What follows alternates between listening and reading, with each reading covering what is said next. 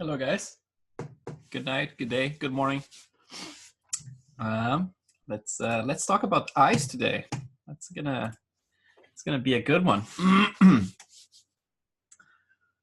So, yeah, the interesting thing about eyes is that that's the first thing people are gonna look at, right? Like if you're looking at the portrait, it doesn't matter like what media you're using, right? It can be like photography, or like drawing, whatever it is. People are always going to look to the eyes first, right? Like, and then they're going to start looking the surrounding areas. Uh, what people say, like, yeah, it's true, right? The windows of the soul, right? It's where you see life in the character, and it makes everything so important. It's like when it comes to the eyes. Um, Sometimes you can get like a perfect looking skin, right? Like you start with the scan, and then you do some cleanup in there and slap some texturing XYZ, and then call it done, and put like a nice subsurface scattering, and everything looks really awesome. Especially now with the micro displacement that they have, it's pretty cool. But sometimes people fall short when it comes to the eyes, right? And then that kills the whole effect. The other thing about the eyes is the intention, right? Like when you're looking at the character, you want to see some intention. Um, I mentioned this before, it's like you want to make sure that the character looks like he's wondering about something, that he has his own thoughts, right? So it's important to either like pose them in a certain way, like looking sideways, looking for something, or looking, it's like slightly up and to the side. But the most important thing is to actually never use them facing 90 degrees. It's like whoever is observing, right? Otherwise, it's going to look cross-eyed, as we discussed very briefly before. But I'm going to go through that whole thing again, since today is going to be the official eyes lesson. So I'm going to go through like all the distances and everything. Going to explore the eye geometry I have prepared. That's like basically like this one is 3 pieces in here, including the caruncula. I use a 4th piece, which is just the pupil. It's just a little lens. And then I can show you in the geometry in there how all this stuff it was built. For the sculpting of the iris, it can be a little overkill if I'm going to sculpt everything from scratch again. This one was done like, I believe like 2018 when I did this one. And I still use the same iris. So it works nicely for the most part for most of the characters, And then sometimes obviously you're going to have to colorize. I'm going to put this video together with the other lessons. Basically what it is, it's a time lapse, but it's like recorded very slowly so you can see the entire process, right? Like it's not like one of those super fast ones. You can actually see this, and I'm gonna tell you how I started and what the brushes are that I'm using here. But this is a good guide about like how I approached it. Obviously, this is not like you can keep going like faster if you want. You can see the entire process, or just go super slow and see it. But obviously, this is nothing without the reference, right? You're gonna need the reference to be able to go for the type of iris that you wanna do. But it's important that you have this sculpted in 3D, because it really adds a lot of texture and it's like depth to the eye, instead of like just having a texture slapped in there. Let me see if I can find here. Let's go to my Artstation. This is an example. It's an old render, and it's very weird looking, like it's a little super saturated in certain areas, but at least the iris is going to be easier to see. And my computer is a little slow today. Is the streaming okay for you guys?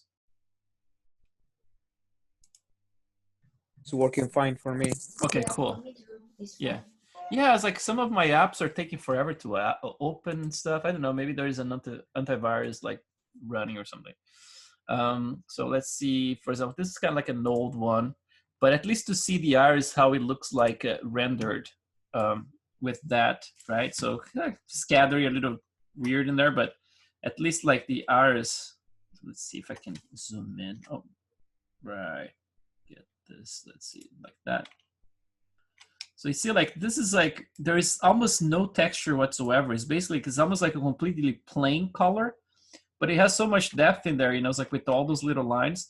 It might be a little bit deep in there in certain areas. Maybe the fade in here is not correct. This is like one of the first ones I did, right? This was the Dick Smith one. So I kind of improved a little bit after that. But But yeah, it's cool because you get a lot of depth to it, you know, it's like variations and stuff just by using geometry instead of like relying into maps, right?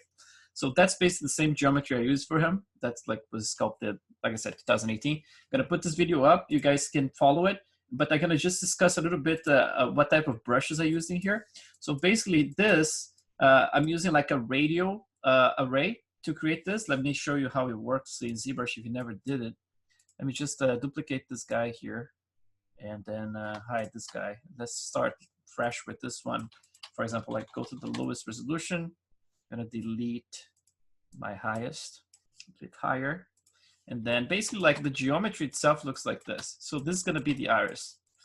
Like I would say like years ago, I would normally like sculpt like two different objects. So it would be like this outside here, right? Like the sclera. And then you would have like my my cornea in there all combined, right? So it's just a single object.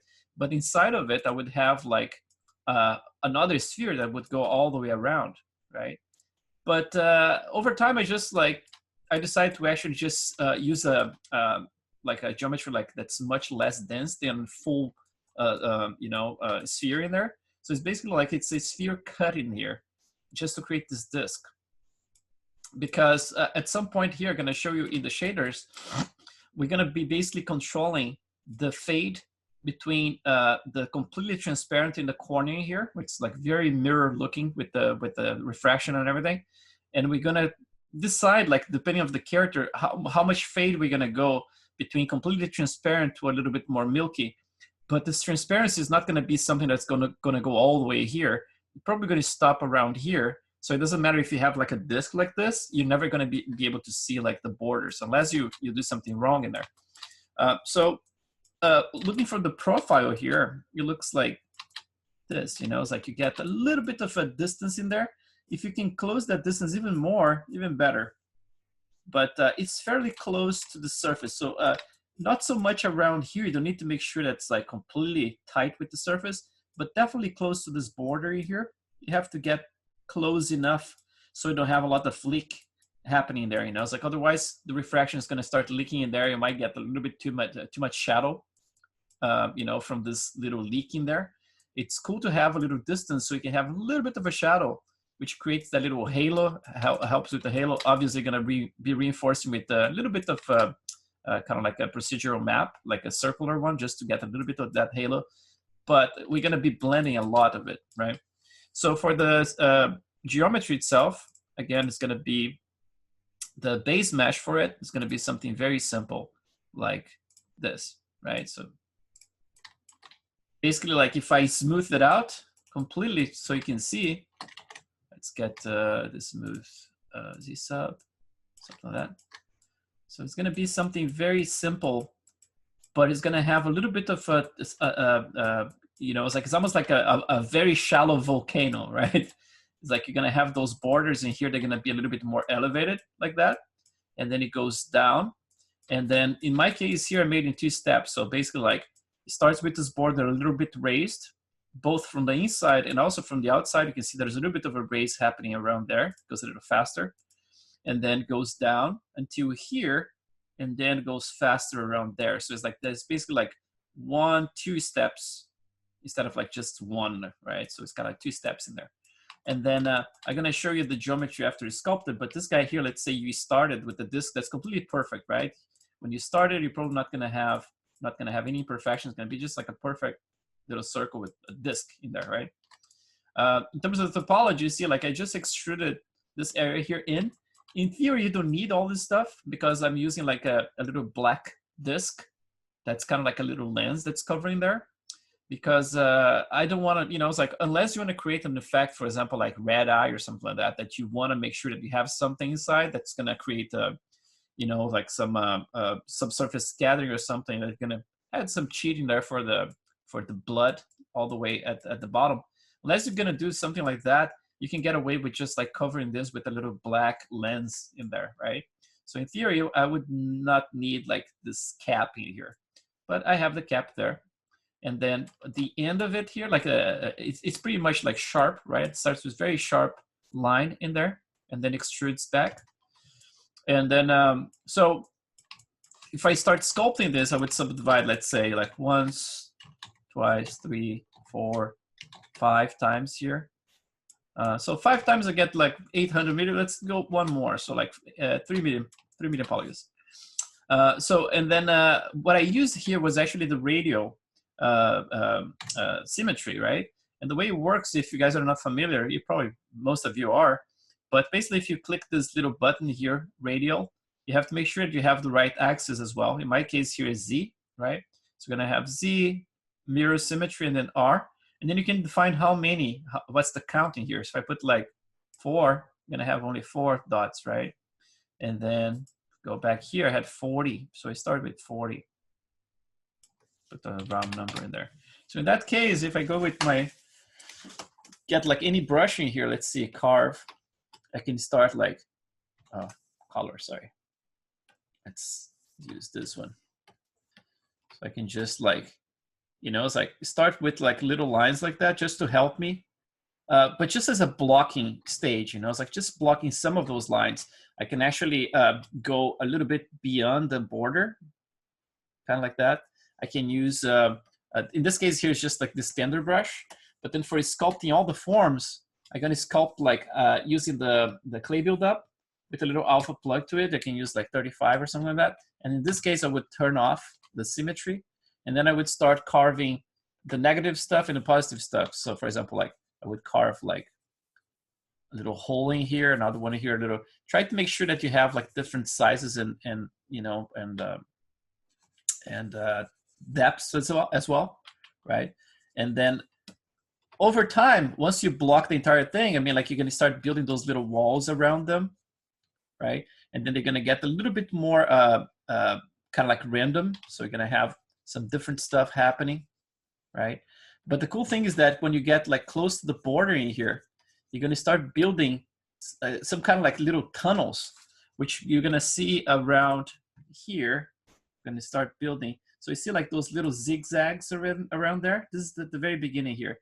I built some zigzags in there right at the border, and you can see the steps in here. So I have like the first step, and then the second step, right? And then this third one is gonna be basically the border there.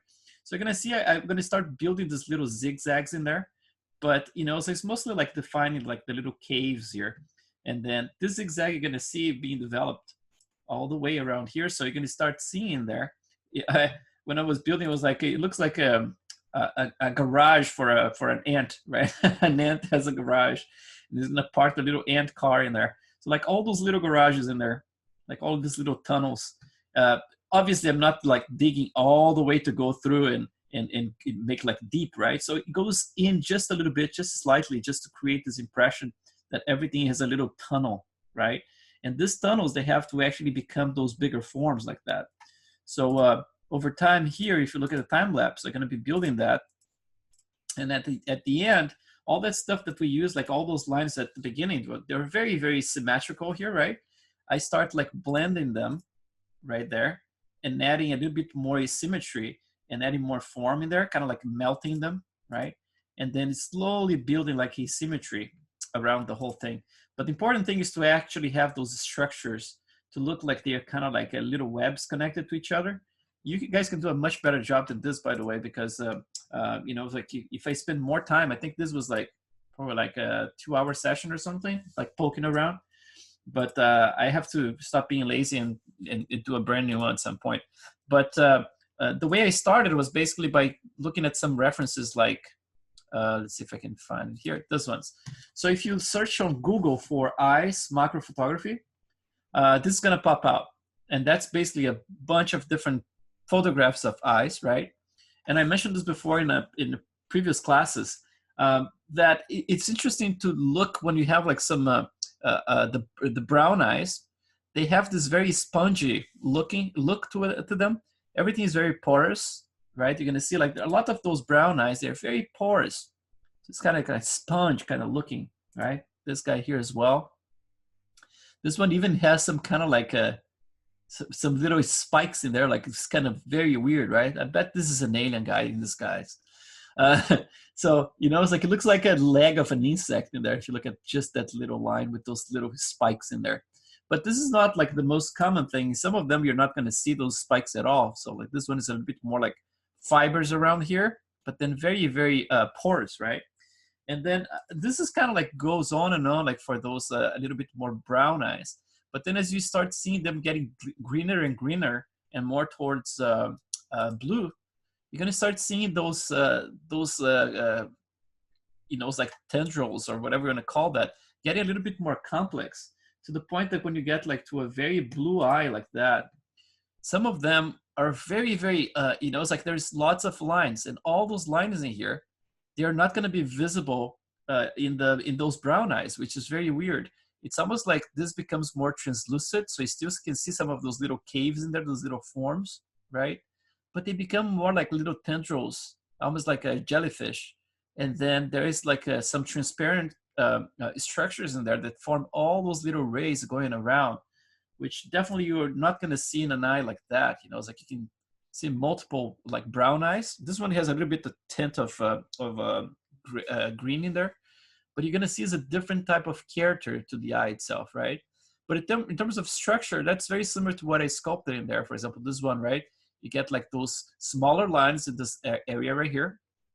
You have those little tunnels in there, right? The border, right? They become like those little bigger forms. Some of them gonna have more breakups like that. And then closer to the border, they have those almost like those waves. They're kind of large, which I actually built. If you look at this guy here, let's see, this guy. If I go all the way down, you're gonna see like there's those little waves around the border in here, just to add a little bit more complexity to it, right?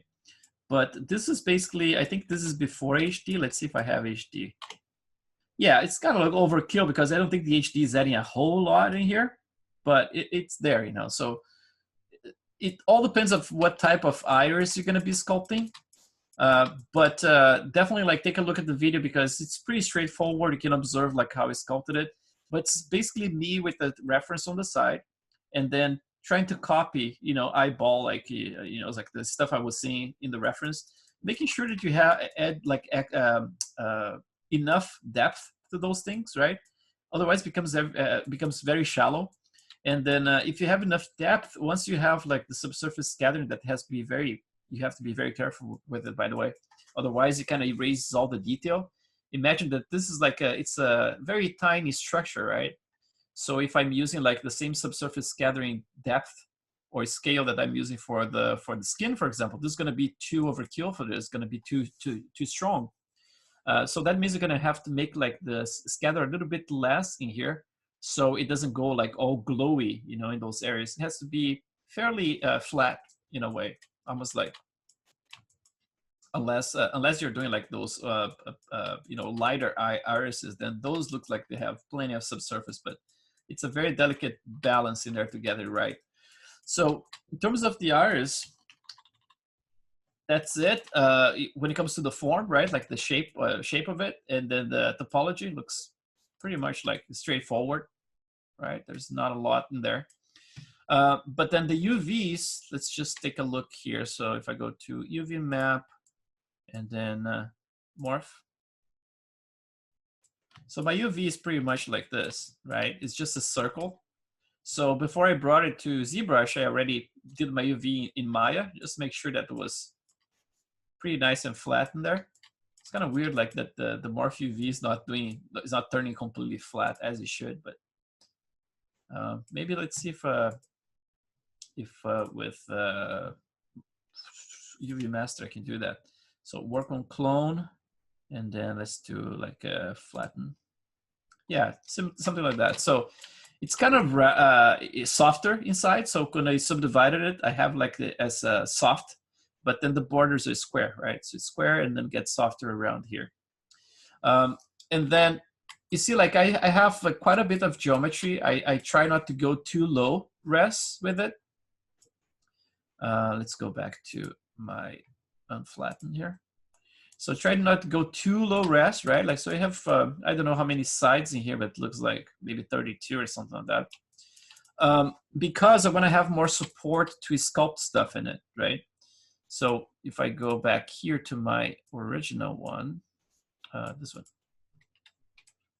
when I subdivide it, I want to make sure I have enough support to sculpt stuff, right? So by highest resolution here, I'm under 1 million polygons, and then I'm actually going HD after that, right? So HD after that, and then the HD just adds like maybe another layer of it, but I don't think I have a lot of geometry. Let's see. Yeah, it goes like to 2. So basically like just one more subdivision level on top of what I have here. It's just because when you have an HD, it's much faster to export in the displacement maps. So the option in here, if you have your own pipeline set up, would be to use like a lower res mesh and then just go completely like vector displacement, right?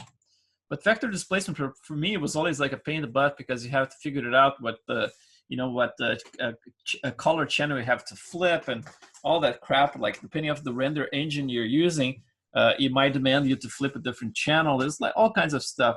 That's why ZBrush had that little template with the little spheres, and you would render. You have to figure it out what's the code. You know, it's like to see if your render engine needs this or that channel changed or whatever. So to prevent all that hassle, I mean, like I could spend more time and really learn it. But the way I decided to do it, which is like much simpler for me, is to actually go from subdivision level 0. So like 1, 2, 3. So 3 subdivision levels puts this iris at 53,000 polys, right? Which is actually nothing if you're rendering stuff like with Arnold, right? Like 53,000 is nothing. So if I have 53,000, I have enough geometry to give me support for those little caves that I have in there, right? So it's enough geometry. So the displacement map, the difference between this level and the highest level now, it can be filled up with displacement map, right? So the same way that we did to export like our displacement maps starting from subdivision level 2 when it comes to the face, we're going to do the same here, but using the subdivision level, let's say like the corresponding one. So this is going to be 1, right? So subdivision level 2, 3, 4. So subdivision level 4. So if I'm exporting displacement from this guy, I probably would go to multi-map exporter, and then in the export options displacement map, I would go here sub D level 4, right, instead of 2. And then I would export this mesh the way it is right here to Maya, and this is basically going to become my new base mesh in Maya. So that's the way I'm approaching it. I mean, like you guys are free to test different things. This one works just fine for me. I can get like very nice detail. Even if you want to go, like, I mean, like export like the high res without the displacement. I mean, like if you want to do that, that's fine. But I'm using displacement just, you know, it's just to avoid going too high, but it's pretty good, like resolution wise.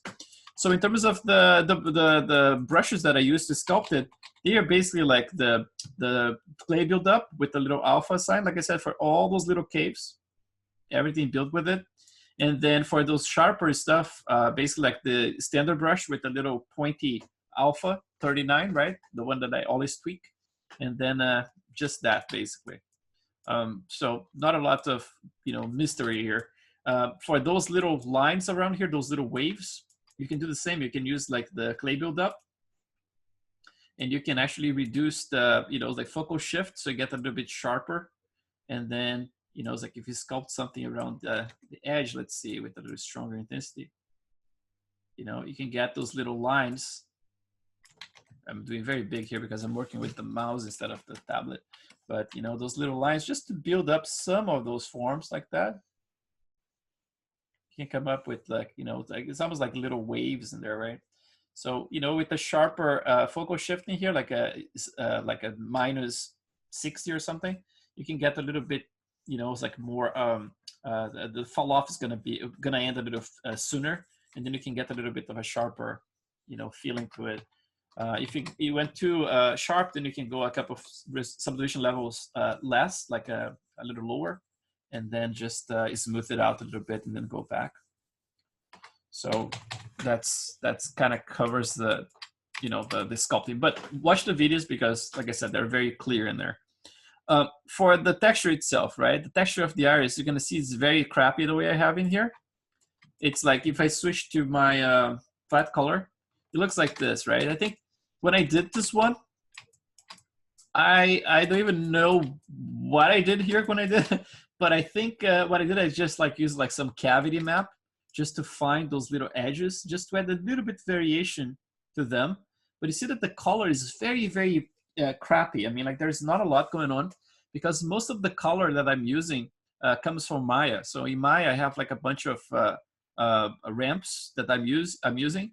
So I'm gonna be showing the ramps in there. But the color itself is super simple. I mean, like this stuff here is not even adding a lot. You know, it's like you can barely see anything. But definitely there's some color variation in there. So it all depends on how you're gonna approach it. You can either get one of those references, those slides, right? And then pick the colors that you see in there. It's like in certain areas you can actually go and really paint more carefully, like more brown around here, some greens and blues. But when you're painting anything like for eyes, try to avoid going too saturated. So for example, if you're painting green, go always like towards the like a green that's almost like sage gray, right? And then for the blue as well, sometimes you add something that you think like, oh, the eyes are blue, and then you're gonna go for something like this, right? But a lot of times this is like there's a lot of color correction as well. Some people do have some, you know, very blue eyes and stuff, but for the most part, they are a little bit more neutral than that, you know. And it's impressive, like if you add just a little bit more saturation, when you render, it looks very saturated, it looks very fake. So if the eyes are looking too fake, you start actually dialing down the saturation. And I can show you a couple of nodes in Maya you can use to control everything inside of Maya, so you don't need to worry about painting perfectly in ZBrush. I think my approach was this, you know, it's like not to paint anything perfect in ZBrush, just like slap anything in there, and then just color correct and shift all this stuff like inside of Maya. For the border in here, you see like the border is around here. So I started painting a darker tone, but again, like this is gonna be completely blended with the transparency map. And then on top of that, the transparency map, when you have that little border in there, remember I mentioned there's a little gap between this disk and the sclera itself. So that's going to create a natural shadow that's going to look a little bit darker in there. But just to reinforce the idea that I need that little darker halo around, I actually made a darker color starting from that peak and then fading into it, right? So from the side here, you can see it's just like it goes light, and then if it gets to the board and like very fastly, it just fades into dark, right? So that's basically color. I mean, like you're gonna see like in the shader network, it's really most of the work is done with the shader. So let's go to the sclera geometry. So the sclera geometry looks like this, right? And remember, like when I pointed you guys to a very important fact that is actually you need this area to look completely mirror looking, right? So avoid having like a star shape polygon right here, because if you subdivide it, then that's going to become a bunch of, you know, triangles, or at least very stretched like a polygon, like a quads in here. And then this is going to look like crap when you render, because any reflection is going to be all pinched, and you're going to have like all those weird forms in there. So make sure you have something that's like starts with square like that, like 4 squares in the center, right? Just like I mentioned the other day, basically like if you start with the sphere, let's start with a sphere that's basically like, you can do like 8 subdivisions, like very, very low, right? And then obviously when you subdivide it, you're gonna get very, very inside of that eye in there. If you subdivide, this is gonna be very oval looking, because it's the amount of subdivision is not enough to support the entire thing, right? So what is gonna happen if I subdivide here, it's gonna look like an oval shape like that. So that's why before I do this, I told you guys before, I start with 2 spheres, right? One's gonna be like a, let's see, what's the size that I have for this guy here? So I have, let's put the round number like 80. And then if I create another sphere, create polygon sphere, let's do this one like, for example, like very high, 40 by 40. And let's go to 80 for this one here as well. So this is my buffer. So that's, I know it's a perfect sphere in there, and I'm gonna hide that one. And now I have this one here. That's gonna be the one we're gonna be working. So what I'm saying is that if you subdivide this sphere, right here, let's just subdivide that one. So mesh is smooth. Let's put like 2 subdivision levels. And you get that ugly, you know, it's like star right in the middle in there. That's gonna definitely pinch when you have like some map assigned to it. Reflection on that. So to prevent that, you can just like go to the top of the sphere and just remove like 4 of them, like that, right? Then they even need to do like on the other side, but you can if you want to. And then that way you have a topology that's basically like a nice little square in there to start. So if you subdivide this one the same way, now you get like a much nicer topology in comparison to that, right? So you have like a perfect square. That's basically the way you started that, the sphere, right? For the eyeball. And then always having a buffer. So if I have that buffer in there, right? This is like actually this is that's the bad one, right? The buffer is this one here. So Shift S, sorry. Shift H. So this is my actual sphere, and those ones are the ones that are bad because they're kind of like, they got like squished in there. So this is the bad topology. So I have my good topology, which is this one right here, right? I think that's the one, let's see. Yeah, that's the good topology.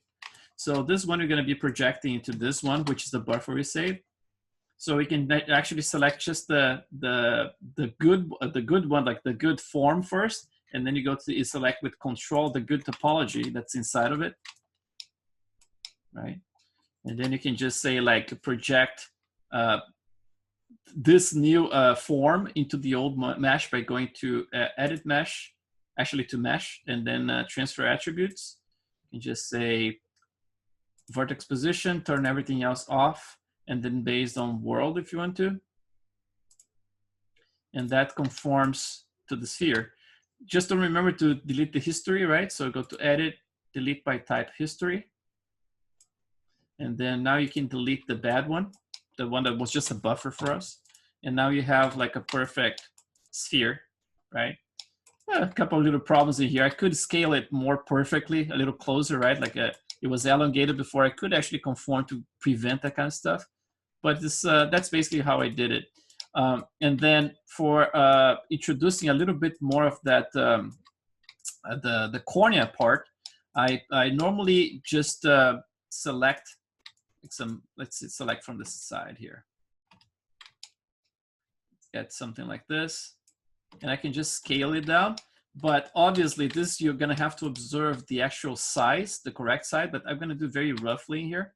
So that's gonna be pulling out. And then, for example, I can scale even lower. And basically, like, you're gonna have to look at a couple of references to get this scale correct. So I'm gonna just introduce a little edge in here. So just bring it down.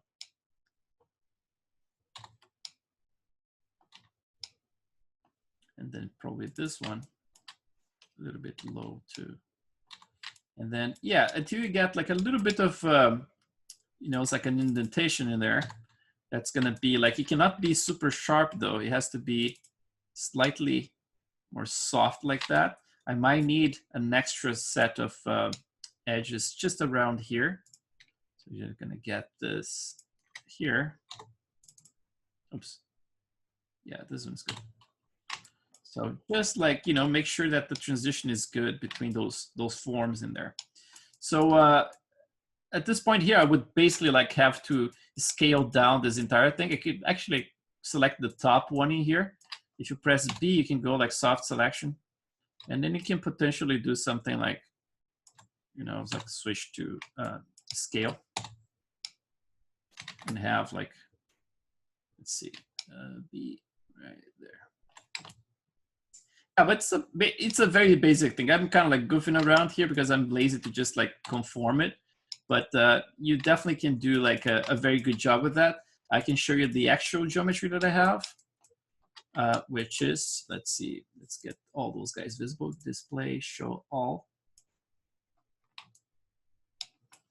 So this is gigantic now, so we're just gonna hide it. And we can look at the actual geometry. Those ones, the top I can hide as well. So it looks like the one I model looks like this, right? But I'm taking into account all those measurements that we spoke about before, which is like you have to, if you're working with a world scale, uh, this is basically like in millimeters right now, right? So to make sure I know what's the scale that I'm using for my scening here, I'm gonna click this preferences, go to settings, and then I have millimeters here, right? So if I switch to inches, now this amounts here, those values are different, right? 0.47, 0.94. But for this specific thing, I'm using metric, because most of the stuff you find online are, you know, at least the ones I saw, they describe in millimeters. So it's basically like this, the size of the iris is about 12 millimeters.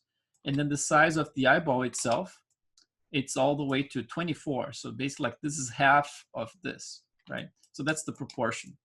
So when you're modeling it, make sure you pay attention to that, because that's going to be important for the overall feel of the eye. And then obviously this is like just an approximation. That's everything we are doing here, because the natural eyeball is going to have, it's not going to be a perfect sphere, right? But if you don't have a perfect sphere, sometimes like if you're testing stuff and, you know, changing poses and trying to make your character look to different directions, if you don't have a little bit of a rig involved to make sure that an oval shape is going to be deforming sorry, the eyelids a little bit more correctly, like anatomically correct, then, you know, if you're not going that route of animating and doing a little bit of rigging, you can actually get away with just like using a sphere, you know. So that's basically what I'm using here. And then for the size, we discussed this before very briefly as well. The distance between the pupils is about 63 in average, 63 millimeters, so like 6 centimeters in 3 millimeters. So that's like an average as well. Everything here is average. And then, but the distance between the pupils in here, you have to take into account the rotation of the eye, right? So the rotation of the eye, we also talked about that before. If you model something to look like completely straight like that, 90 degrees, and you just move one around here, move the other one around there, it's not going to look correct, because your the character's going to look crossed-eye. So in order to make the character look a little bit more natural, you basically like rotate those.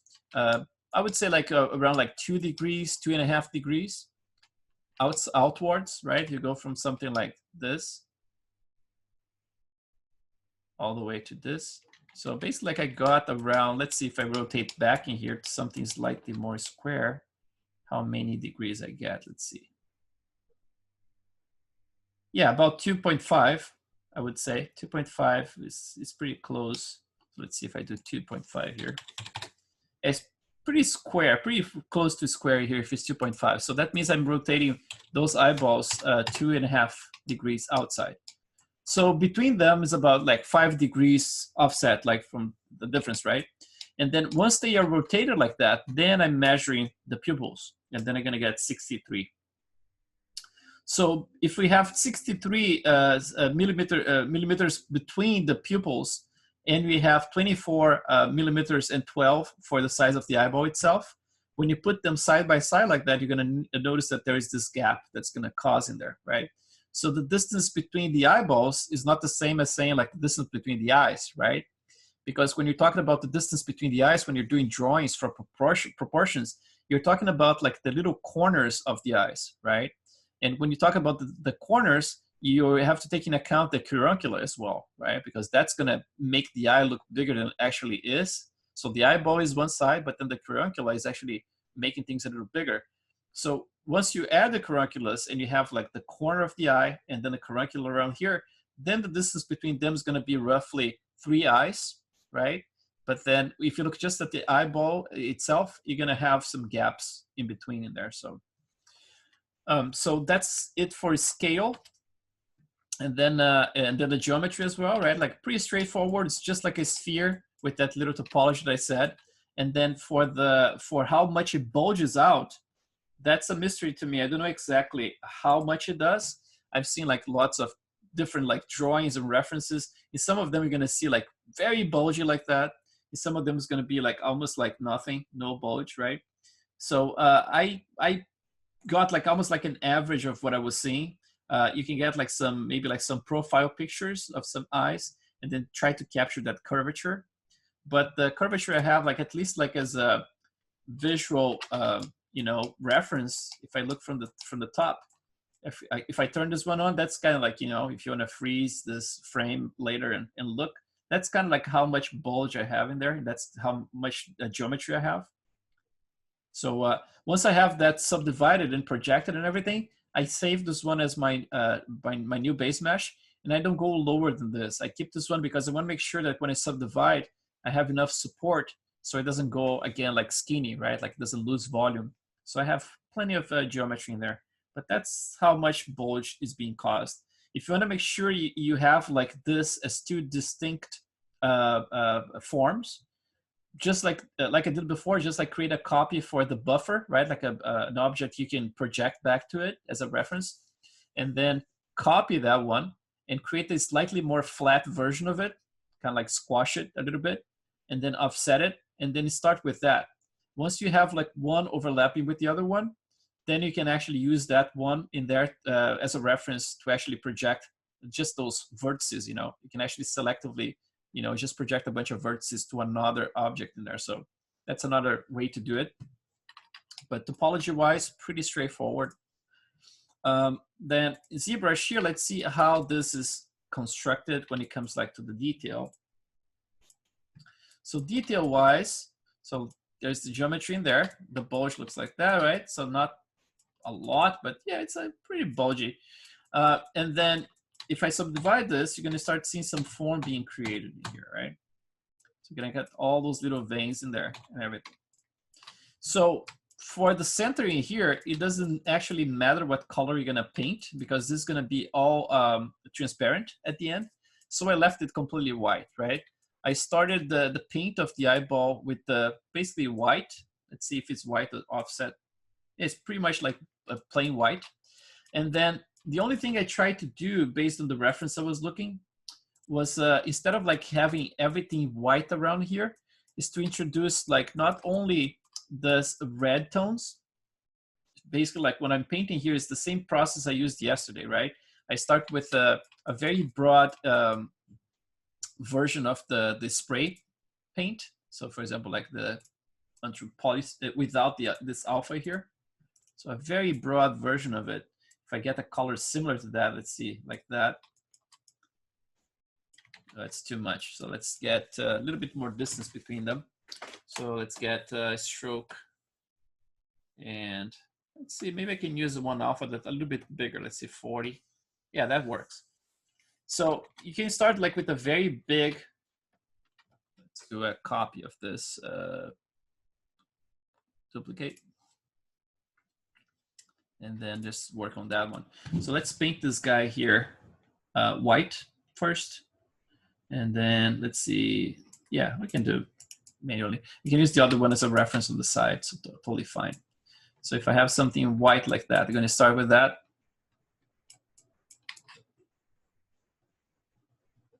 And I can start from the back in here, let's see, flat. Let's get the skin shader instead so I can see some of the stuff. So I'm gonna switch back to a color like this, normally like slightly desaturated, right? A little darker. And then if I wanna do this faster, you can go again like to your transform, activate symmetry, use a radial, right? So I have like 8 in here. So I can actually paint a couple of things at the same time so it goes faster. So with my spray, I can start with, might look a little funky if it is too symmetrical here. So I'm gonna turn it off for now. And then just do some of that. So start with a darker color, but not very saturated. Around here, you can actually paint the entire thing because this is the back of the eye. Probably never gonna see this at all, right? But you can start with that and then slowly introducing like lighter tones. A little bit more magenta. I just don't wanna go too saturated. Let's see.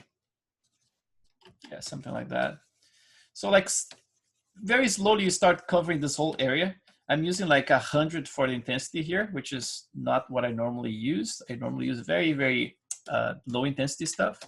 But then once I have this blocked, I can just go back and then switch to a lower intensity. So let's do like maybe 5. And then you start blending things a little bit slower now towards the center here. When I get to the center, I don't care at this point, like if I'm painting over it. Either I can leave it like that because it's gonna be transparent anyway, or I can just like turn it white again. But the thing is, like, I'm adding those stones in here and they're all like reddish, right? There's nothing very interesting going on. And then you have to take into account that this is the iris. So if I go too far with my reds in here, like this one, for example, it's gonna end up like looking like the eye's quite red, right? So when I get around this this area, that's gonna be probably like the most visible part if I have the iris in there. So this area here from here to here is gonna be basically the eye that we're gonna be seeing, right? So instead of going completely white like this, I can start shifting more towards yellow. I'm gonna go like a light yellow like this. And I can increase the intensity a little bit so you can see it. So I'm gonna introduce some of those yellows around this area where I had the, you know, it's like all the whites in here, but kind of like almost like this halo around the iris, right? And then from time to time, I'm gonna pick some of those areas and I'm gonna introduce a little bit more, a little darker yellow and perhaps a little bit more, a little orange as well. So just like to introduce some areas that are a little bit darker than others like that. Right, and then slowly you start filling up, but the important thing is that you have enough yellows, oranges, and pinks and reds mixed, right? But in overall, oh man, did it crash? No. Oh, I'm so scared of ZBrush these days. Yeah, so you know, it's like if you need to blend things better, you can do that same technique we did yesterday, right? You pick a color that's in between the colors you already painted, for example, like click and drag and pick a color right there, for example, and that you can use as a blender, and you can just go and, you know, blend things a little bit better if it's too splotchy. Now for the veins themselves, you're going to see I have different ones in here. So I have those crappy ones in here, like that's pretty crappy right there. It doesn't have like a fade at the end. I have to actually fade them at the end to look a little bit more natural, right? But those are kind of like manually sculpted with the standard brush. You can tell, right? Like very, very simple. And then I have some bigger ones done the same way, like all hand sculpted. But then a lot of those here, I actually did very fast by using that brush that I told you. I started from the lightning photograph I found on the internet, right? So if you never did this, look for lightning pictures and create your own alpha. It's pretty cool, actually. So this one here is very useful. I can not only sculpt with it, but also paint at the same time, which is ideal, right? Because you want to make sure that the veins match the displacement map. Otherwise, it's not going to look very realistic, right, when you render. So I'm going to just switch to a color. Let's see if we can pick a color here that's a little bit more on the, looks a little bit more like veins. So let's see, this is a little bit too brownish, so I'm going to saturate it a little bit more. It's starting to get better, but maybe a little bit more saturation. Yeah, that's definitely better. So if you have something like this, you can switch your Z add as well, depending on how you built your alpha in there. And then I have like 7 for intensity. Maybe it's not enough. Let's try like 13. Let's see if it's too much. That's pretty good, actually. So you see, like, then you're going to be basically sculpting and painting at the same time. And then now you can actually use that cheat. Again, like you can use a symmetry in here. You're going to have to do it carefully, obviously, but you can get away with a lot of stuff here. If you paint, for example, you start with those guys like that. A lot of this stuff here you're never going to see anyway. So you can change the direction a little bit, kind of like tilt them side to side and add some smaller ones in between like that. And then slowly you can start building a lot of this stuff, like always getting smaller and smaller towards the center, right? You can use that that trick that I show you guys basically for everything I do, right? You start with a little bit lower intensity for the alpha, for the color. And then when you are like larger forms, and then you start getting you know, sharper and sharper, so it gets a little bit more, you know, it's like intense with the RGB. So in this case here, if I'm gonna do like those external ones in here, I can actually go with the RGB lower than what I have. So it's gonna paint a little bit lighter. And then even like the intensity here can go a little bit lower as well. And then you can paint like very big ones like that, right? So those are gonna be like very outside of the scope here, because I don't think we ever gonna see. But if you turn the eyeball enough, then you're gonna be able to see that, right? So that's basically how I created all those veins. The only issue here that you have to be very careful is that you respect this whole area of the cornea, right?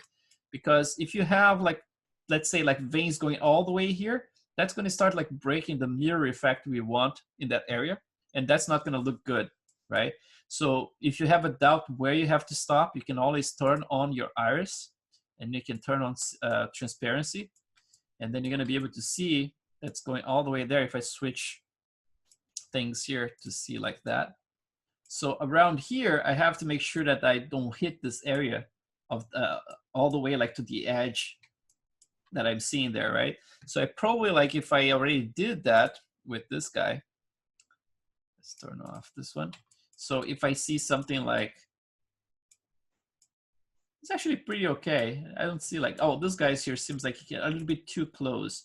So I can actually use like a smooth and get rid of it. If it's not enough, you can use like a smooth strong, right? So I'm gonna just smooth this out. So I'm back to like a mirror looking, you know, area right there, just like for the transparency. So that's basically the way I painted it, you know, not a lot of mystery here. A lot of like cheating with this little alpha. It really saves your ass, you know, for this kind of stuff. And again, like, you're barely gonna be able to see any of this. You're probably gonna see a little hints here, for example, like if the eye looks in this orientation here. So this is gonna be blended with the caruncula. Let me just turn this off. The caruncula is gonna be around here. So they're gonna be blending with it. When it comes to the caruncula itself, like the way I have set up right now, it's pretty crappy. The color paint here in ZBrush is awful. But again, it's one of those cases, just like I did with the iris, that I'm using the ZBrush just like to add something in there and then correcting the whole thing in Maya. But this is the kind of stuff like, look at the crappy paint for those veins. It's not even using the same technique, you know. This is like very old. So what I'm doing that looks like correcting in Maya, basically like shifting the entire color to something more desaturated and basically like washing out the entire thing. On top of that, the transparency map I'm using is blending all the way from here to here. So you're only going to see an area like that, much more desaturated than this in Maya, and this is going to be almost completely transparent. The cool thing about having some strong veins painted in this carunculum geometry is that with the transparency, those veins start like blending with the veins that are below them. It creates an interesting little 3D effect in there. But then in terms of geometry itself, it's super simple. Like the caruncula geometry looks like really, really basic. So if I look at the model itself, I made sure that it's watertight. So instead of like being just a plane, because I want to make sure this one is gathered correctly, right? I don't want any leaks in there to look like something funky. So it's definitely like a watertight surface. And it basically like just kisses the surface a little bit. Eventually, you know, depending on the model, I can go, for example, a little bit further with like conforming the surface to the other one. For example, like making sure that this is really tight against it. But at the same time, I'd rather have it, you know, a little bit higher than this. For example, like this, because you know, it's like even though you have a little lip in there, this lip is not going to be you are not going to be able to see it in the renders, because we're going to be doing two types of transparency. One's going to be the transparency of the shader itself, right? Like, so basically like you're turning something into glass, right? And then in that case, the specular would definitely catch this little edge here and it would look weird. So it would be transparent, but with an edge in there. but we are also using a transparency of the geometry. So the geometry is going completely transparent, so it completely disappears. And that actually saves this whole thing. So even though I have like a bad geometry, bad painting here, I can still make it work by just like doing those tricks in Maya. So now that we have this cover, basically like 3 pieces, right? That's all it is here, other than the little disc I'm gonna be showing in Maya. So in Maya, I'm gonna take a look here. Let me just close this one. Again, gonna update this one for you guys. Upload, sorry. And yeah, I had this guy up here that was kind of like from the last month. Which I'm telling you, my computer's a little weird. Maybe it's just the hard drive that's sleeping, but let's see if it's gonna show up or not. Yeah, maybe the hard drive fell asleep, but I'm not sure. Let's try to open it again. Yeah, something is weird. Oh, you know what? Maybe that's it.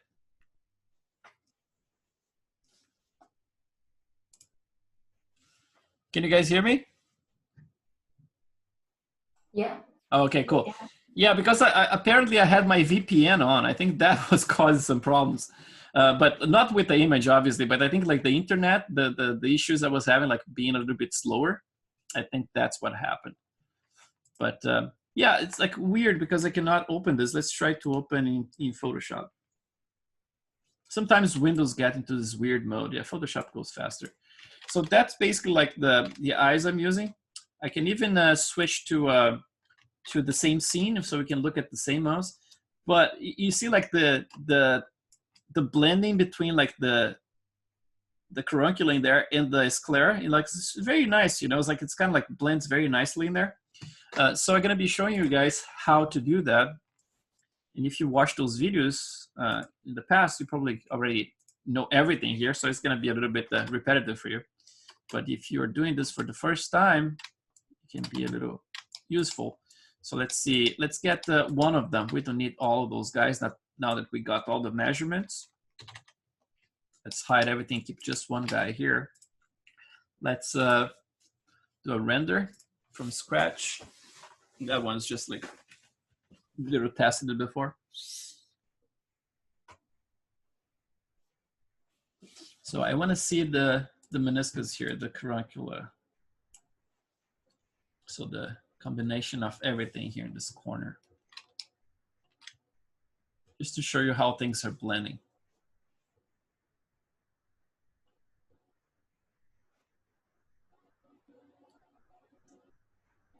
So you're gonna see here, this geometry here is gonna look like it's basically being pulled out of this geometry and with no apparent like transition visible. So it's kind of like it's a perfect blend. You see like it really fades into the other geometry, right?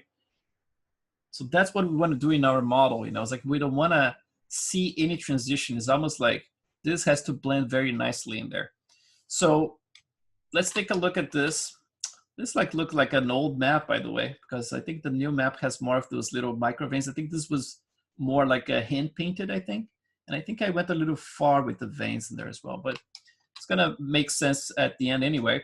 I can either show you this one or actually open let's open the Native American guy, because that way we can actually make sure that we have one of the most recent ones. So I'm not working with something old, like let's see, Native American man. Then let's open the scene. Where is it? Scenes. And then let's get yeah, those ones are some of the latest ones I render. I kind of like that render that I just showed you guys. This one here, it's actually nicer. Let me just see what's the date I did this one, because I like the render a little bit nicer than the latest ones. Sometimes that happens, you know. It's like you start like poking around, and all of a sudden like you think you like an HDRI map better than the other ones you had before. And then you render, and it's just because it's a brand new thing, right? Just like brand new relationships, everything, it's a new flavor, right? Like, so you fall in love with the new light, and then you kind of like, oh yeah, it looks great. But then you compare side by side with something old you render, and then all of a sudden like, oh, that's not so good, man. I like the old version better. So you see like those newest ones here, they're not as good in terms of the quality of the lighting So 14th 11. So 16 11. Okay, so 14th 11. So that's when I rendered those. Let's see. Yeah, it was on the 14th of November. So just gonna try to open one that's similar to that. So 14th of November should be around here. Let's see if that works. Although I did a lot of passes that same day, so you never know. But it's gonna be good enough. But the eyes, I don't think I changed that much. So let's see.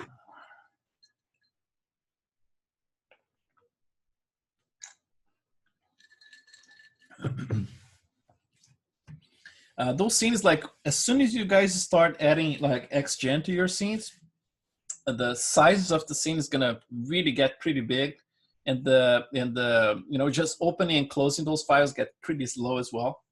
So the first thing you're gonna do here, so we don't waste too much time saving if we need to, is to actually just delete my whole like XGen from this scene.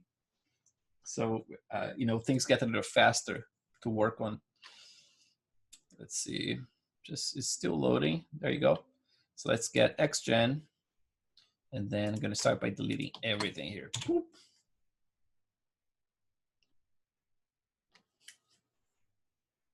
There you go. So that's gonna be faster. So for the eyeballs, let's take a look. Let's hide this guy. Let's see if we can do a render and see how it's gonna look like. Try it like that.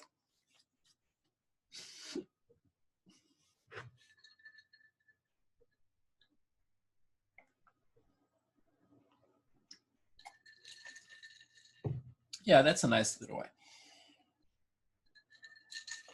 So yeah, the transition there is good. I kind of try to add this little more milky look around it in there.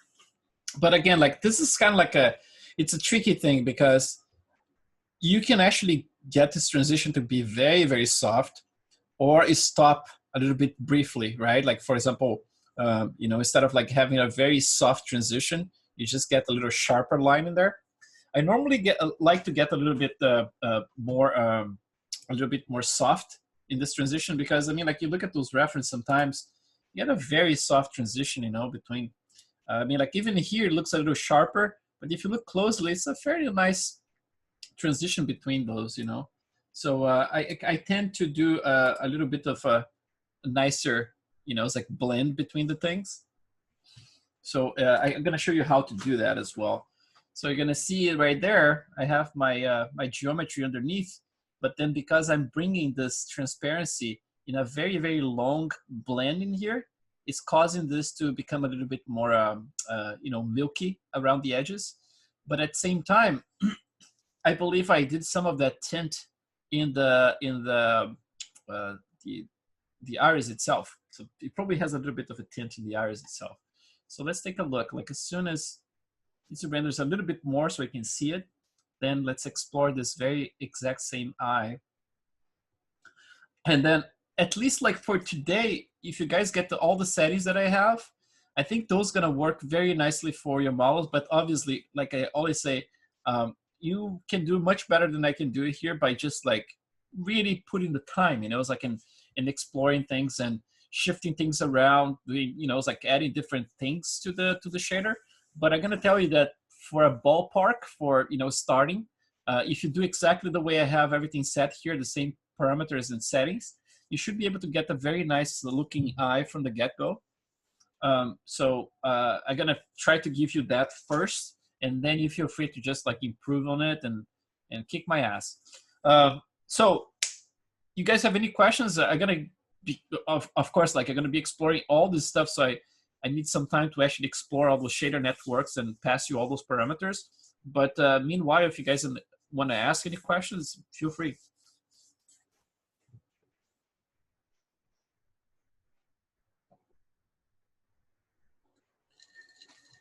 I'd like to ask, how did you make the noise of the iris? I'm sorry? The noise of the iris? Yep. How did you do it? Oh, how I did it? Yeah. Yeah, let's say, so for example here, let's get this and that. At first I thought about not even using it, But let me just switch the color here so you can see what's going on here. So the noise itself, it's not, I don't think it's like anything too fancy, but I believe the way I did was kind of like, I don't think I used the, yeah, it was kind of manually, see? So this one here, I believe, let me just wait until he finishes in here. Since it has a little bit of a direction in there, I think it was just my regular, let's see, the skin, polypaint carve. Where is the, I always get lost with those things. Generic porous, yeah, skin random, right? This one here. So basically, like if you have like the radio turned on, so you can get like even, you know, it's like you can get a bigger count in there. You can actually do this. Oops, a little bit smaller like that. But this was done in HD, so probably I would have to switch to HD here. Let's see if I can switch very quickly. Since it's rendering in the background, we can have a little time here. Oh man, I have a lot of polygons in here. I didn't think I had that much. But basically, like you can pull.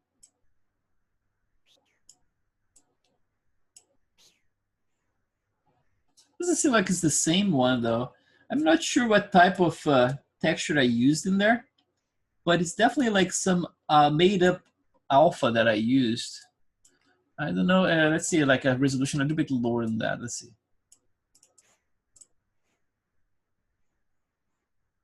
Maybe it was like a ton of those passes, like this. But again, like if I had to do this in, again, I probably would be looking at those references that I showed you guys before a little bit closer. Or maybe I did this manually actually, just by sculpting the like tiny little lines. Because it seems like it's very directional. I did this such a long time ago, but it's very, it's kind of basic. Let's see, with the sharp alpha here. And then stroke, easy mouse, 0.02. So yeah, if you go like with a tiny little brush, like a small one like that, I believe you can add a lot of those lines, but I don't think it was like anything too fancy. Another thing you can try is to use like the, you know, it's like if you're not in HD, for example, is to mask this and use how you know, like the surface noise, right? I think with the surface noise, we can get a lot of that stuff. Let's try to mask this like this.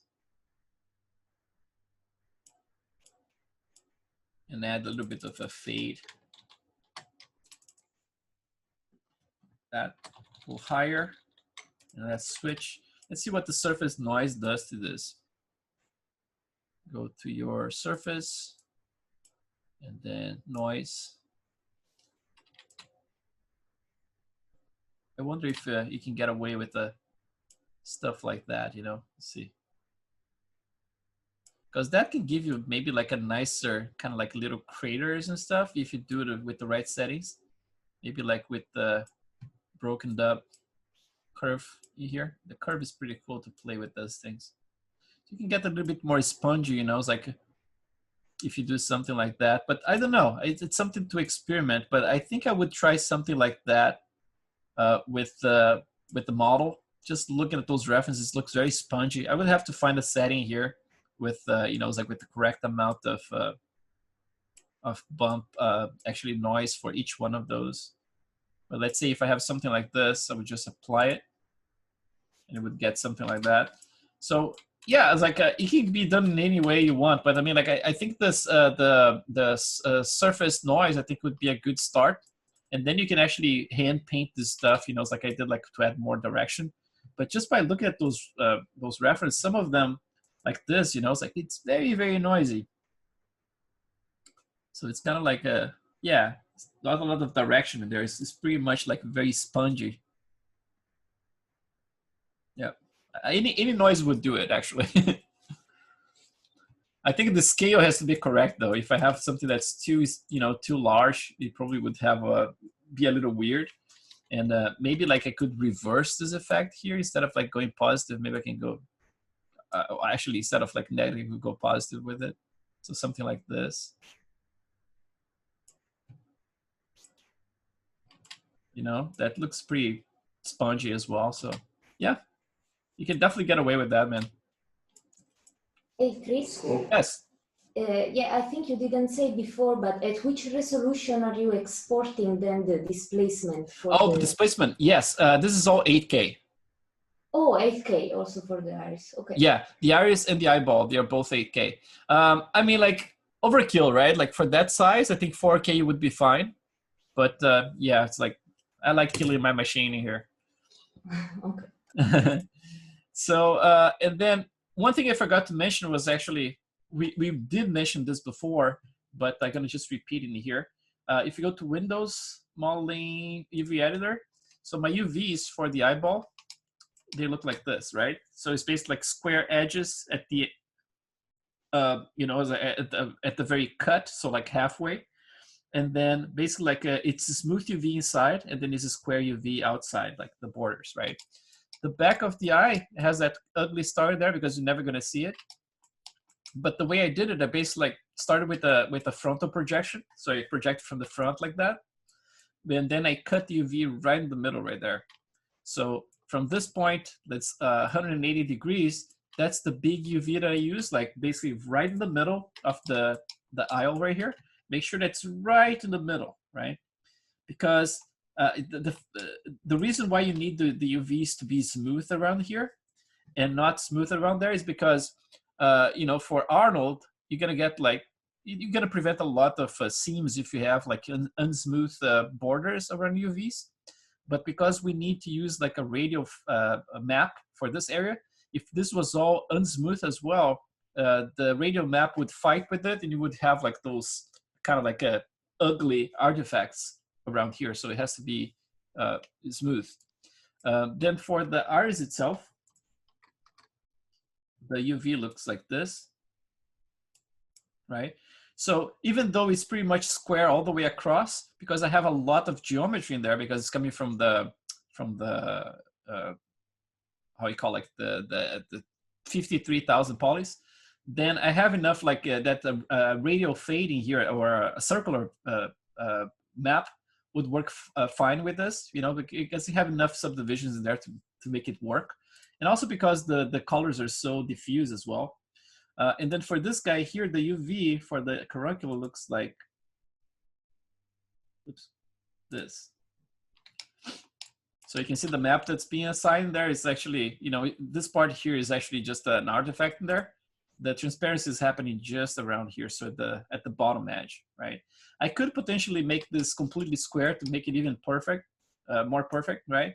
So I would just like go across like that, and maybe like select like some UVs. Let's see, UV, let's go edge. Let's convert to F12, no, F12 or F12, yeah, is it?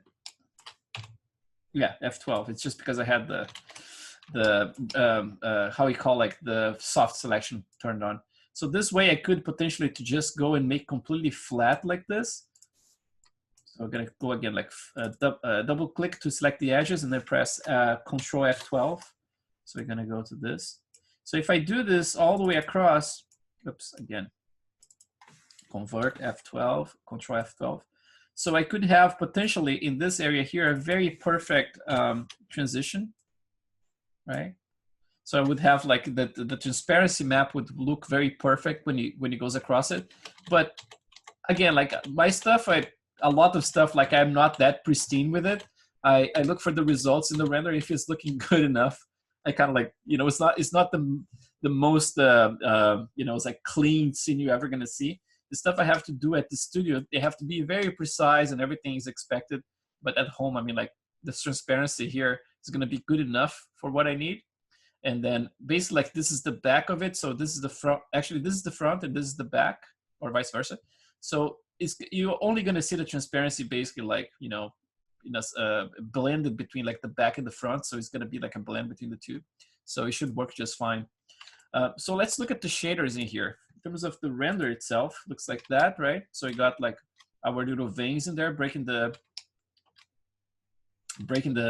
you know, it's like the surface, which is really good. And then we have our iris in there that has all the little volumes, right? There's a transparency map assigned to the front. So let's start with the most external parts here. let's start with the carancula itself. So my set is for the carancula. Let's see, we have caranculas, and then I have the base here at 1, but again, because I have my subsurface cranked all the way to 1, this can be ignored. This is not going to be used anyway. So the specular I'm using like all the way to 1, so it's like fully spec, and then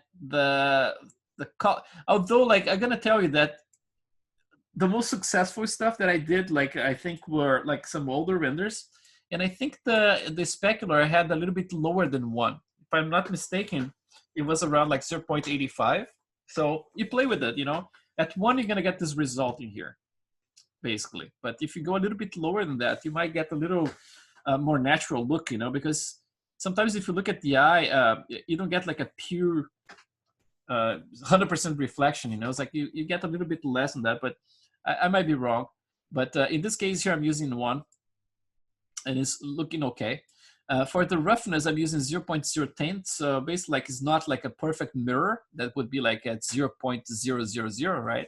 So it has a tiny little bit of a blur, right? Like a little bit of roughness, but very, very little. It's almost like to account for any micro imperfection in the surface, but you know, it's pretty much a mirror in there.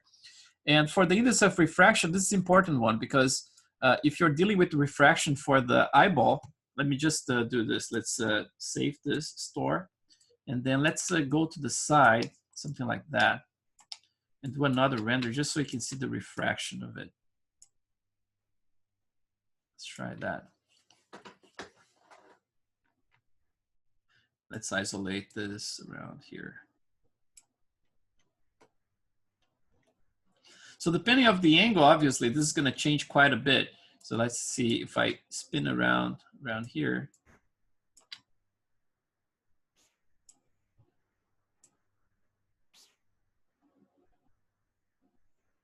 So you're going to get a nice little bulge reflection in there and refraction. But then why that number, right? Like why the 1.36? It's because like if you look at what is actually the actual index of refractions of an eyeball, it's kind of like this, you know. You're gonna get like different index of refractions depending of the part of the eye. So there is a little kind of like a bubble of water, like you know, a capsule of water that's basically like this. I don't know how to pronounce aqueous humor or whatever. So that's basically like the water that's inside of the eye in there, and the index of refraction for that's 1.34. But then the cornea itself, the cornea has a little thickness to it. And this thickness here, the refraction is 1.38. So the thing is, like, I tried to build this for Jessica. So if you look at the class of July, if I'm not mistaken, that's Jessica. And got some stuff in my socks. So I actually tried to accomplish this. I actually extruded the external thing to get a little bit of a wall like this, and I added the same index of refraction, and I had a little bubble inside of the eye with this index of refraction. And I gotta tell you, like in terms of results, it was a little overkill. It didn't get a lot of you know, more accurate reflections or something like that. So I went back to my old model, which is basically a simplified version of this. So I don't have this little wall. I just have like a plain, you know, that's the model that I show you guys without the wall, and there is no bubble inside of it. And then what I do normally, I average those two values. So for example, like 138 refraction, 134 refraction, I just call it 136 for both. And then I have one single geometry that actually is going to refract all the way to the iris, right? The iris itself has, the pupil itself has a lens in there, which refracts as well. So it's 1.41. But in my case here, like I said, I mean, I'm not, I don't have the intention to create something completely physically accurate because I'm not, you know, it's like I'm not going to take like a flash photography and see like the back of the eye, right? Like the red eye and all that stuff. You could potentially try to recreate that effect. But in my case, I just use like a black disc in there. So this I completely ignore. So it's a very simplified version of this, right? So 136. So that's basically the amount that I'm using right there. So let's see the render. Yeah, it looks like this, right? Let's just save it. I'm surprised how crappy some of those veins look in here. The manually painted one. The other ones look kind of nice, but I definitely want to do some work to make them look a little bit, at least fade them earlier in here. They look a little ugly in there, but the refraction looks cool. So that's using 1.36.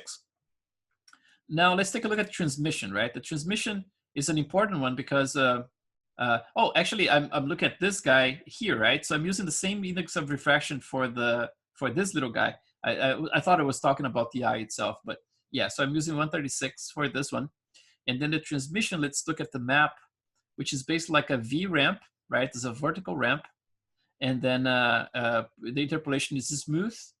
And then just if you want to look at the positions I'm using here, but that's going to be dependent on your model actually.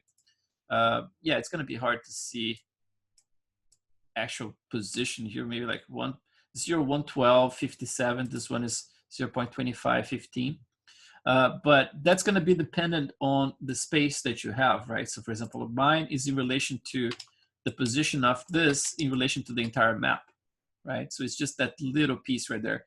I could potentially grow this to become like the entire map, and that would shift this to a different place, right? But in this case here, that's how I had it originally. I never changed it.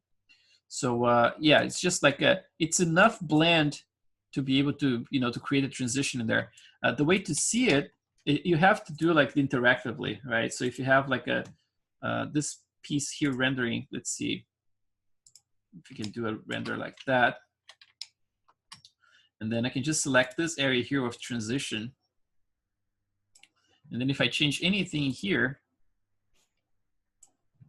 for example, like 0.25 and 0.12. So 0.25, so let's bring it more towards that and that.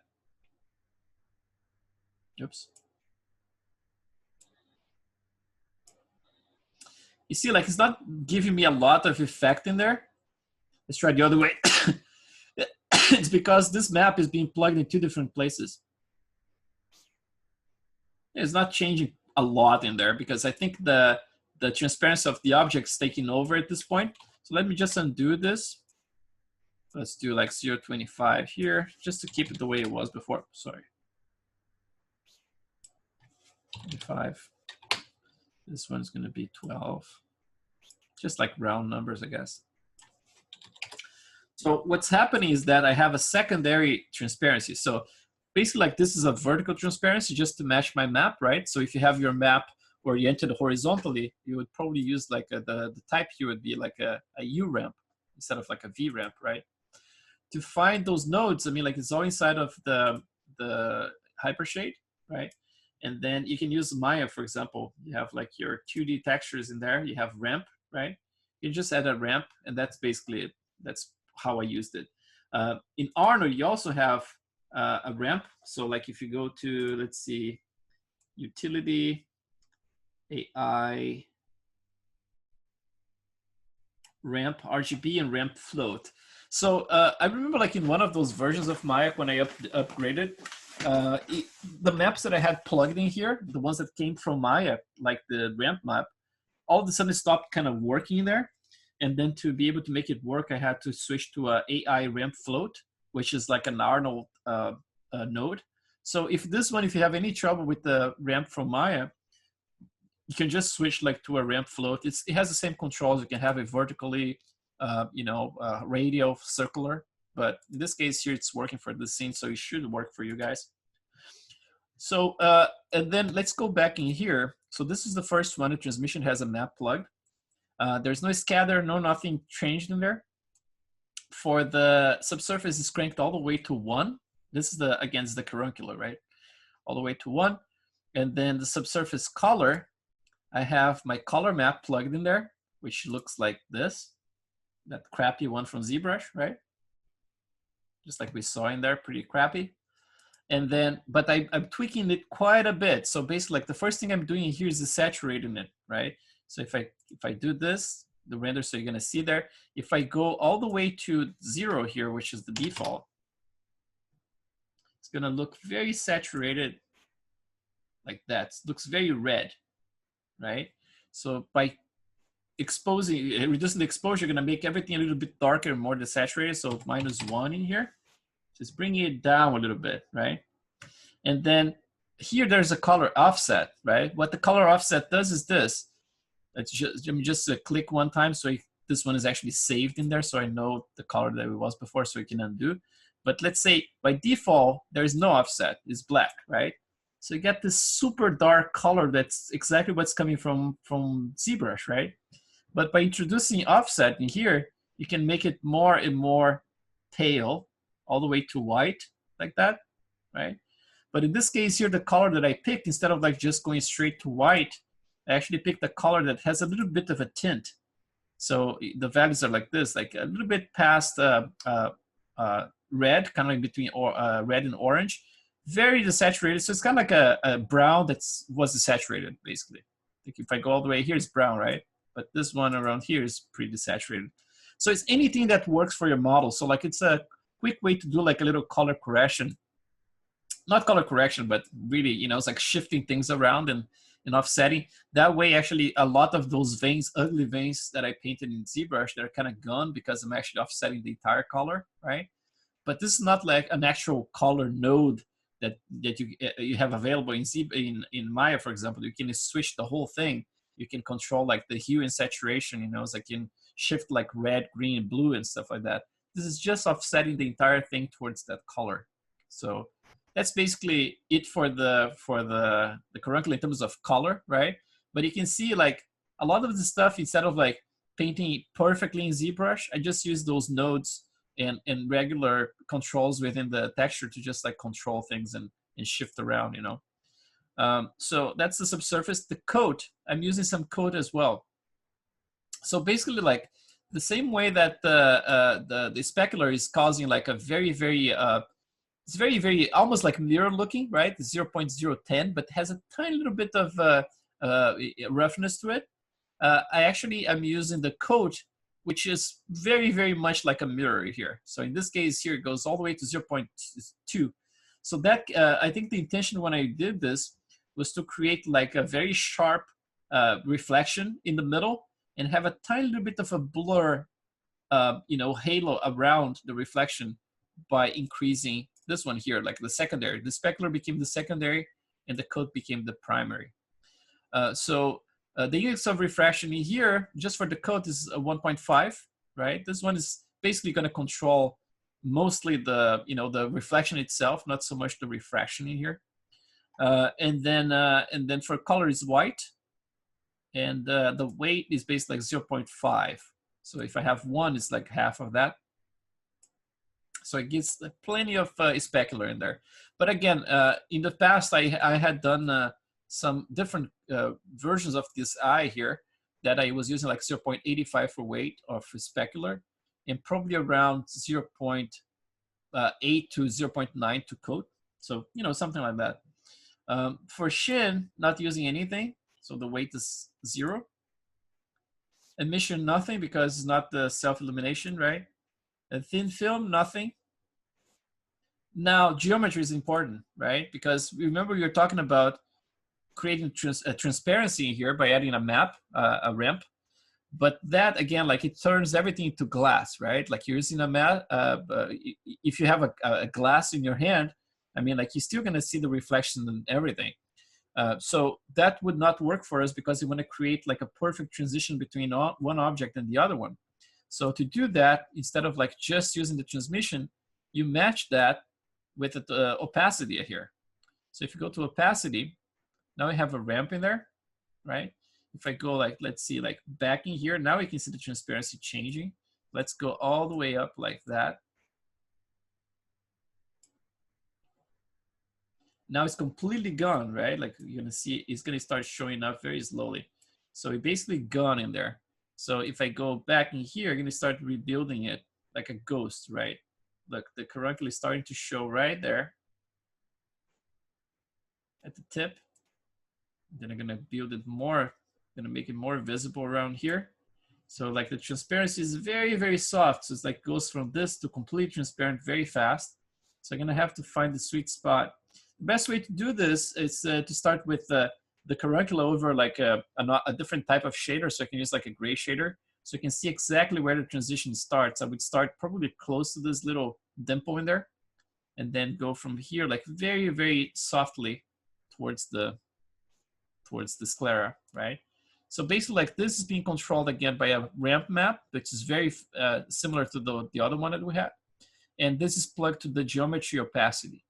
So this one eliminates the specular anything. It basically blends with whatever is behind it. So this is a very important pass actually, because that's what I'm gonna make like your eye looks like you know, something is all connected as a single piece instead of like multiple. Then the rest of the stuff here, let's see, advanced. So I have internal reflections, but I don't have caustics turned on for this guy here, because what I want is just like an object that just like looks like it's blended to the eyeball, right? So I'm not using any caustics in there. But for the eyeball, let's look at the eyeball now. Other than that, that's everything for the carancula, right? But then let's look at the eyeball now. So for the eyeball, okay, there you go. So I think I'm cranking the intensity a little bit more because it was for the specular, because it was the carancula. I think I wanted a little bit more of a hint of, you know, to look a little bit more specky in there, to look kind of like wet, you know. But this is what I'm saying here. So for the specular, for the eyeball itself, I'm using 0.75, right? 0.75. Reference is at 20 actually, so it's a little, you know, softer in there. And then in this case here, probably, let's see what in this case, I'm not even using the coat. So what I'm doing here, that effect that I told you, like the primary and secondary specular, is just for the carancula. It's something that's I can actually use for the eyeball. I think it would be nice to have a little bit more of a kind of like a secondary speck, but I can experiment with that. But for now, the way it's working here is basically like no coat whatsoever. So let me just pass exactly the same parameters I have. So the base is going to be ignored, again, because subsurface is at 1. So it takes over. And the weight for the specular is 0.75. The color is a little bit shy. Oh, actually, it's not shy. It's actually, I'm cranking the spec even further. So instead of like using white, which would be like a 1 in here, I actually crank this to 1.8. So let's see if I go back to 1. Let's see if it's going to make any difference, because I don't think it is going to do anything. Yeah, maybe it is making a little bit of a difference. Let's see. Let's just save this one. But anyway, I'm going to be passing the same info that I have in there. So this is 1 at 1, and then the color at 1.8. Let's see what happens. Yeah, it's definitely kind of like over cranking that. So yeah, apparently I'm actually compensating, which is kind of weird, right? It's kind of like a weird thing, because if I could potentially like crank this weight a little higher to 1, but I think what I did is actually when I reached that top, I think I needed maybe a little bit more specular, and then I decided to tweak the color. I don't know exactly what I did, but those are the settings I have in here. So 0.75 and then 1.8 in there. Roughness 0.20, and then index of refraction 136. There is a little bit of anisotropy in here, but I'm not even sure why I added it. Let's see if I remove it. I don't think it's gonna change anything, you know. Sometimes I just like poke around and I look at the very subtle stuff, and I was like, I think I see something better, but in this case here, because like not metal or anything like that, you know, it's like I don't know why I'm using it. I think at 0 you would be just fine. So for the transmission for the eye now, the transmission for the eye is basically like the map's going to be circular, right? So if I look at the map from the top like that, from the front, so I have like a circular, pretty much like straight on, right against the edges, with a little bit of a border, not completely touching it, but pretty much like centered with the UV space, right? So with that in mind, if you go to the transmission, you're gonna see that I have like this one is a ramp float, which is like the one that I mentioned, the Arnold map, right? So you can plug an AI ramp float. And then the ramp float is basically like black and white, right? You have the ramp RGB as well, but this one is better for you know, black and white transitions like that. So the typing here is circular, And then the way I have it set for that specific map is like this. So you see that little peak that I have in there? This little peak is actually creating this little milky transition right there. So if I keep rendering it and I change this little peak, look what's gonna happen right there. It blends, right? So depending on how you're gonna do it, if I do this, I'm gonna eat a little piece of it. So it's gonna look a little bit more faded. It's gonna be smaller. The iris overall is gonna look smaller. And if I bring this further like that, so the iris is gonna look a little bigger again. Still pretty milky in there. This is all a matter of like how you're gonna make this transition happen. If I bring this down, the whole thing gets milky in there, right? If I eliminate those guys, for example, and make like a simple transition. Hey, Chris, Yes. is that how you control the size of your iris? Yeah, I mean, like I try to keep right against that little edge, right, that I mentioned like in the model itself, because that kind of defines what's the size of my iris. It's basically like that's the landmark for me, right? It's like this little edge right there.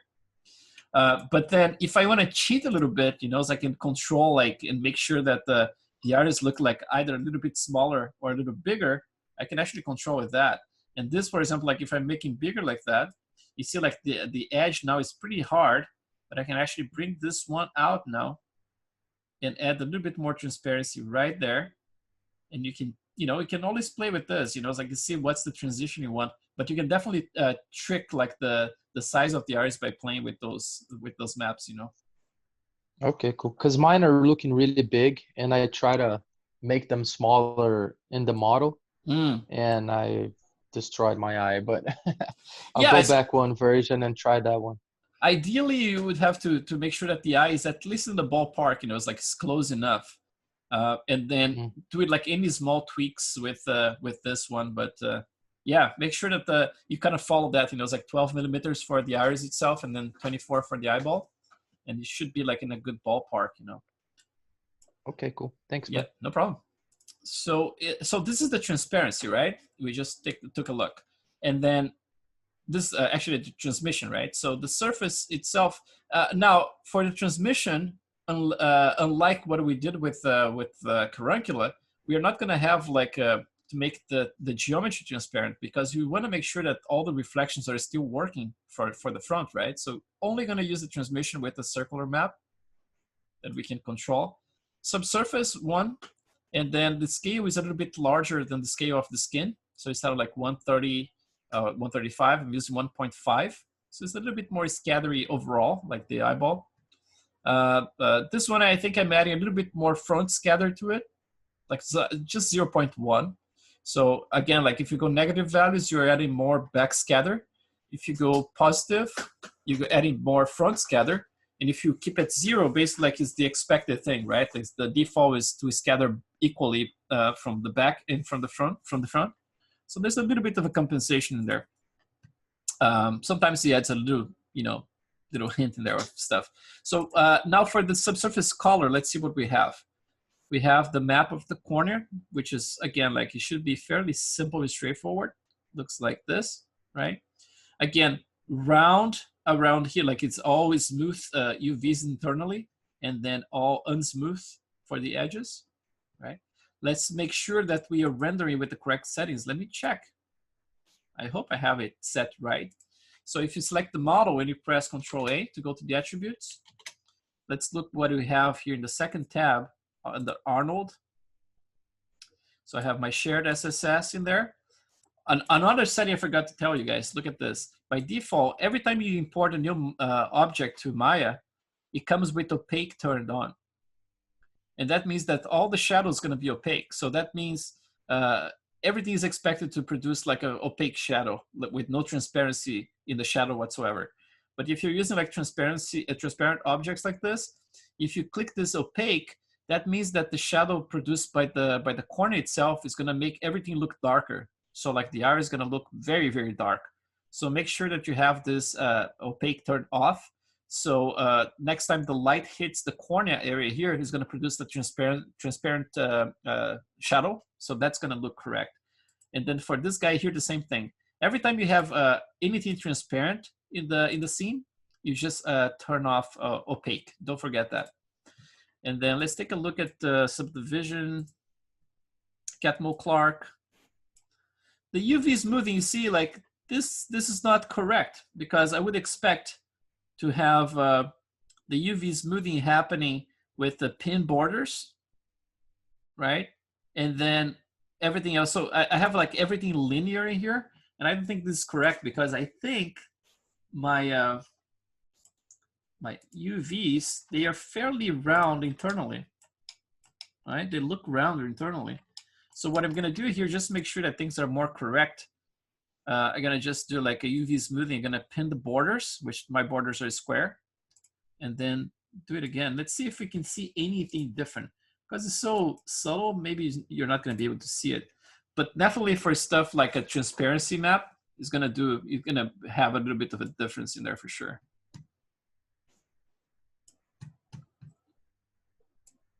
Why did it go like darker? Oh no, it's because it's still resolving, yeah. But it's probably gonna be very similar. But I can see that some veins in here, they are looking a little bit different in position. So let's see when this one finishes. Right around here, I see there's a couple of veins like popping in a different spot, just because of that little adjustment in there, which definitely should make things a little bit more correct, but not enough to cause any, you know, big trouble in there. So let's go back in here to our shaders. So subsurface gathering, 150, blah, blah, blah. So let's look at the subsurface color again. And then I have my corner that I just show you the map. There is no UV tile because it's just a single UDIM, right? In this case here for this scene, because it's an old scene, I was not using the new color space, the ACES one. So I was using sRGB. So that's how it's rendering right now. Let's click this one here. So yeah, it's rendering right now. And then just like with everything else, I have to see how it looks like in the render, right? So if I look at my map, just like the map itself should look like this. But then when I render, sometimes I look at it and I was like, huh, that looks a little bit too bright, right? So what I can do, I can go to the exposure and then like bring it down. So it just as a test here, you can look around, just save this again, saving stores, storing the renders here. Let's get a little small part like this around maybe right here. So that's the way that the sclera looks like in there, right?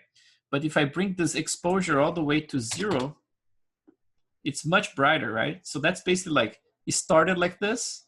So the first renders I did, I was like, huh, that looks a little dark. And remember, like in the past, we didn't have that awesome option you have now in ZBrush that's like to shift all the polypaint color to something darker, right? So I had to rely on Maya for that. But from now on, I'm gonna be actually trying to correct everything in ZBrush, so I have like the correct color coming to Maya.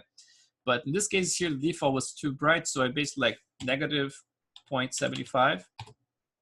And that actually added a little bit more darkness to it, and I kind of liked it. When you look at the eyeballs, normally like, you know, it's like a lot of the older people, you're gonna see them getting a little bit more on the kind of like reddish, sometimes a little bit more yellow, sometimes a little more gray. So, but definitely not like that bright white that you normally see, like in younger people, like little kids or something.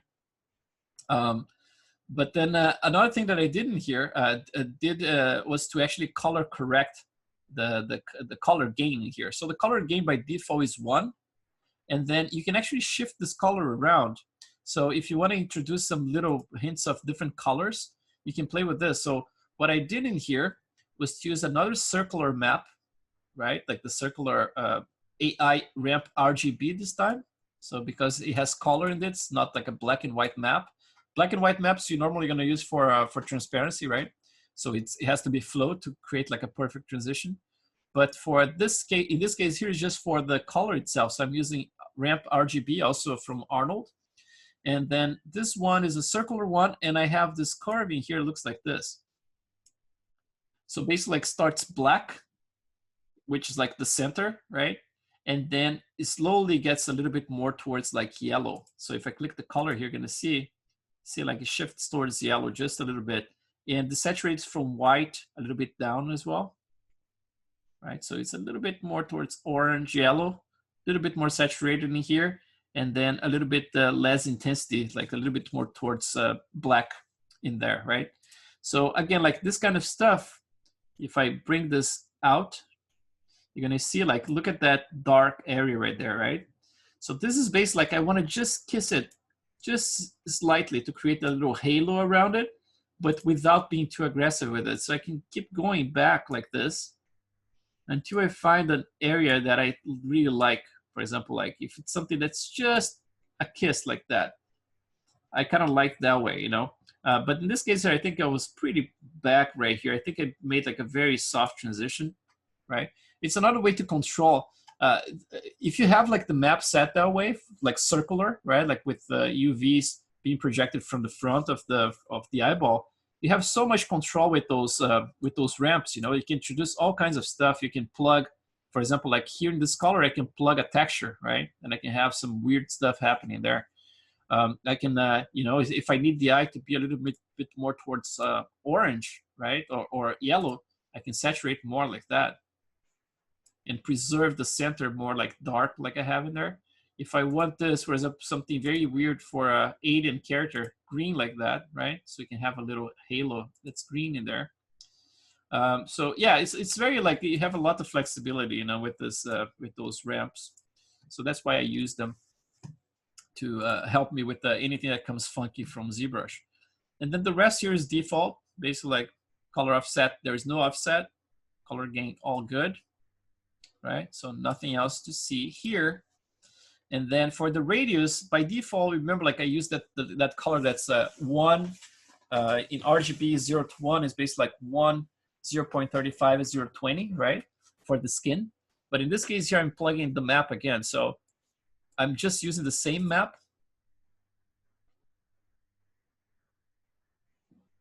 Right there, right? Same map assigned to it. So basically like the color of the scatter is respecting the colors that are coming from here. And then I'm actually exposing a tiny little bit more. I think like based on, you know, visual reference, right? Like doing this kind of render like that, just like tweaking, I decided to actually incorporate a little bit more color, like a little bit more intensity to the whole texture. So 0.10, which is a tiny little adjustment. When you're working on those things, I mean, like the ballpark is important, right? And it's very cool, like in those classes that you guys gonna get like a ballpark that's really close to something that actually works. But if you start from scratch, you have to figure out all the shit, you know? So this saves, I think, a lot of time for you guys. But then when you get later on, it's almost like, okay, so I see that there is a little adjustment now. Like the adjustments get smaller and smaller, just like the details, right? When you're detailing primary, secondary, tertiary, the adjustments get smaller and smaller. That's what you hope. And at the end, it comes like to little, you know, decimal points like that. And it was like tiny little hints and stuff to make sure things work. So I think that's one of those passes, you know, it's like just a little hint of something just to make it look a little nicer. For coat, I'm not using anything, so it's 0 for weight, so nothing in there. And then this one, if you click in Advanced tab, this one has caustics turned on. Just to make sure that if the light hits the eyeball straight on, it's going to create a little bit of a caustics effect, meaning that, you know, it's like if you draw something like, let's go back here. So if I fake, for example, like if I'm doing like painting, right? Like all of a sudden I'm a painter here. And then let's just get a little bit of a, where is it? Right here. So if I have my speck hitting the side of the eye around here, right? Normally what happens is that there is the opposite direction against the eye, because basically like the light's gonna be crossing the eye in a kind of like a diagonal way. If I'm having the light on the top, it's gonna project a little caustic effect in the bottom in there. So if I create a little layer here to show you, for example, I can even pick the color of the eye itself a little bit and just make a little bit lighter than that. So just to create an effect here. So if I do this, you're gonna just blur it a little bit like that. And then I can just assign something like a little, let's try like color dodge. Let's see, pin light, not pin light. Which one is that? I think it was like, screen. I think screen works fine. So it's screen, I can actually bring it down, and then all of a sudden you can simulate a little bit of the caustic effect if you're painting something, right? So normally what happens is like, is that direction that I show you guys from here.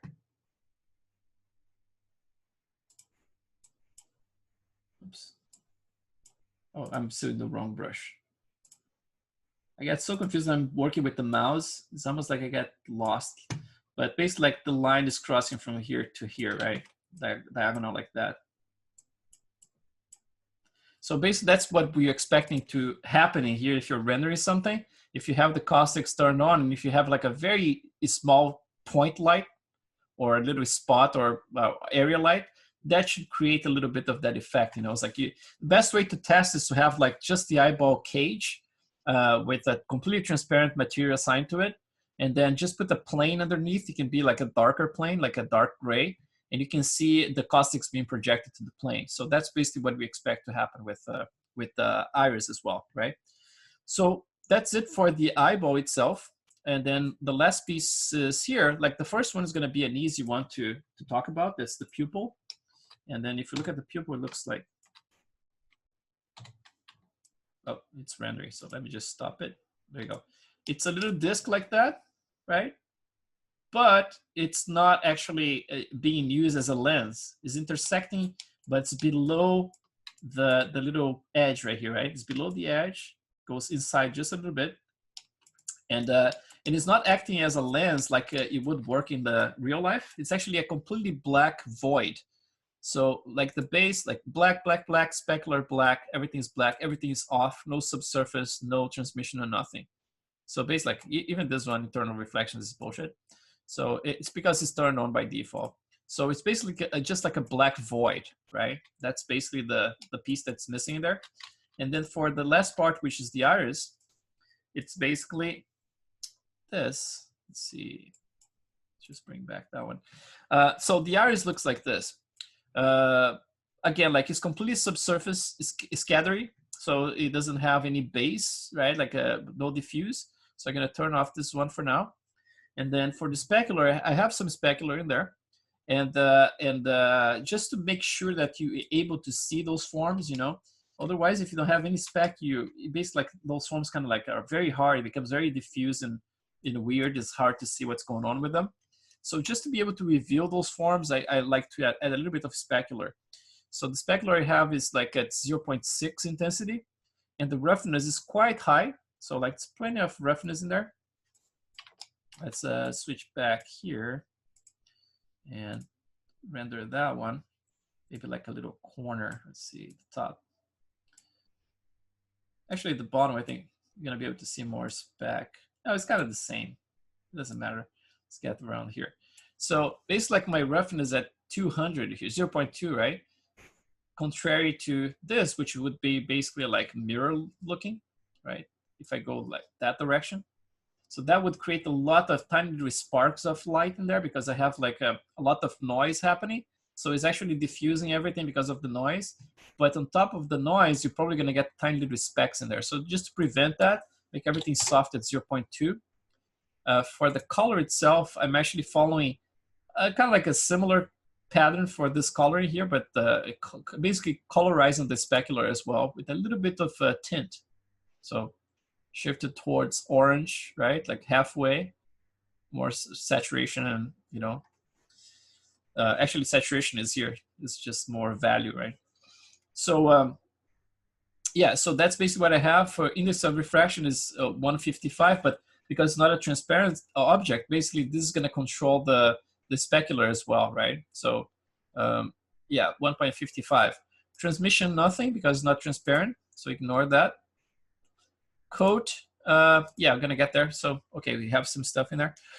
So for the weight of subsurface is all the way to 1, but you see the scale here is 0.020. And why is that? It's because those structures are so small, right? If I crank this up, you're going to start seeing things like basically completely disappearing. And even at some point, even if you have like something similar to the scale that you're using for the rest of the skin, if you look closely, I mean, like if you render like close-up shots, like macro photography shots, like rendered, even at 150 here, it might be overkill. You know, it's like you're probably gonna see those little edges glowy. You're gonna get very glowy. So that's why I'm actually using 0.020, just to make sure that things are almost diffuse, you know, but not quite. So it has a little bit of subsurface scattering, but it's very subtle. And then random walk 2 as well for everything. For the color of the subsurface scattering, I'm using my iris map that comes from ZBrush, that very crappy one that I show you, right? Exactly what it was. Again, like you can do this either manually or using like a cavity map and just reversing it. I think I got that, like those little peaks, but I mean, the colors are very shitty, right? Like the color literally looks like shit. So yeah, some yellows and some greens and stuff, but you're gonna see that all of this stuff here is being countered by all the tweaks I'm doing here in Maya. So let's look at the first thing is gonna be like the exposure, right? The exposure, you see, like I'm using like minus 1.4. So if I go back to 0 in here, this is the color that's coming straight from ZBrush, right? So it's very light, right? So I'm actually trying to bring this down towards like a darker color like that. So 1.7, I think that's what I said. So depending on how dark you're gonna go, right? So you know now that if you're bringing something from ZBrush, you can actually make the maps darker on the fly, right? So that's basically what I'm doing here. For the color offset, remember this one, you can actually wash things out, right? If you need to. If you wanna add like a tint of some other color, let's see if I add a tiny bit of blue, like a desaturated blue. I said blue, not purple. For example, like that, right? You can actually offset things, you know, it's just to get, sometimes if a map, for example, an HDRI map, it's very nice, but overall it's very orange looking. You can actually counter it by adding it, you know, it's like a little bit of color gain towards blue and a tiny little bit of offset sometimes, but mostly the color gain towards blue. And you can actually counter that warmth from the map without having to go to Photoshop and tweak it, right? Just, or you can do like a better job by using like a color corrective node in Maya, and then that does a better job than actually cheating in here. But this is a quick way to do it too, you know. So let's see the color gain that I have in here. Color gain is a tricky one, right? Because you see like there's a bunch of weird stuff happening there. And this is all like depending of the type of the coloring that you want for the eyeball, for the iris. So you see my colors here are very, very desaturated. And this is important because if you go too saturated, look what happens here. If I click this color and I saturate it all the way, so that halo, the internal halo, start to get very, very red, right? If I get this green in here and I saturate it towards green, it gets that band in there, it looks very, very green now, right? So everything here, if you wanna incorporate some color in there, make sure that you do like in a very subtle way, otherwise you're gonna get all those stripes, you know? So that's basically why I had everything. Let me try to undo this by going here, let's see.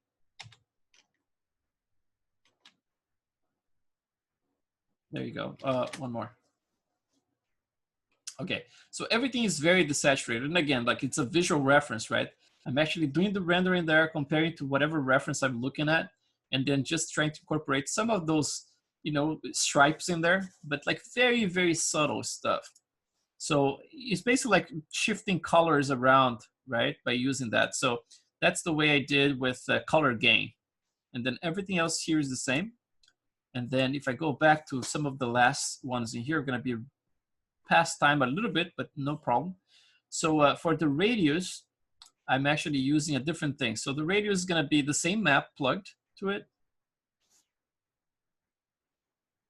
The radius is basically what's gonna control the overall color of the scatter, right? So let's see, did he open at all? Yeah, this guy. The radius is basically the same color, right? Like same color map. And then actually, I think everything is the same here. If I go here, it's gonna be the same color and everything. So basically what I did, I plugged the exact same map, right? The same node plugged to both of those channels. So to do that, you can actually go to here, graph. So if I show you here, so basically like the iris right here is plugged to both subsurface color and subsurface radius. It's the same map. So yeah, that's an easy one for you guys. So I don't need to talk about it twice. And then the scale again is 0.20, so very, very little. For the coat, I have a little bit more coat, and here's a secondary specular. And this one is very broad. It's like a 0.700, which is very, very broad and rough specular. And then the weight is just adding a little bit of weight, so 0.15, and also coloring the specular towards orange, peachy orange in there. And then let's see, the next thing would be the shin, nothing in there. No emission, no thin film, this is all. And then for the geometry, now we want to make sure that we are creating some, you know, it's like you can add some bump. For example, the bump is already coming from the displacement map, but I believe I added some bump in here, an extra one from Maya itself. And my parameters look like this, basically like it's a noise node from Maya, not from Arnold. And those are parameters I'm using. Basically like the Perlin noise is my favorite one. And if you want to copy those, you know, just in case if you're using it. But I would say like this is overkill if you do like a nice job with the noise coming straight from your displacement map. I would approach that way. Eventually I'm going to clean up some of my scenes, you know, it looks a little messy. For the bump depth, I mean, like it's going to be your preference, how much you're going to use more or less bump. In this case, I use like 0.300, which incorporates a lot of bump. And that's going to end up like helping to create the diffuse look to it instead of like something shiny, right? So that's basically it. And then for the advanced stuff, so for some reason I have internal refractions, but I don't know if I need for an object that's not transparent, but I think I'm not sure. I have to check this. If it has to be part of the system, anything that's involved with the caustics have to have caustics in it, or if it's just something that I did by mistake in there. But anyway, that's the way I have it set, right? So I'm just passing on the information and letting you youngsters investigate. But I swear, man, like I keep like going back to back with either I'm doing like a house projects or doing the classes, and never a time to actually stop and breathe and clean up my scenes, you know, so I can make sure that things are a bit cleaner. So I apologize for that, but it's pretty honest and and straightforward, you know. It's like you still gonna get the results, but definitely like can use some good cleanup here for sure. But eventually I'm gonna be better about that. Yeah, so I think that's it about what I have like for all the shader network and the you know, the shapes of the eye and UVs and all this stuff. And then, I mean, just play with that, with the geometry, create the geometry first.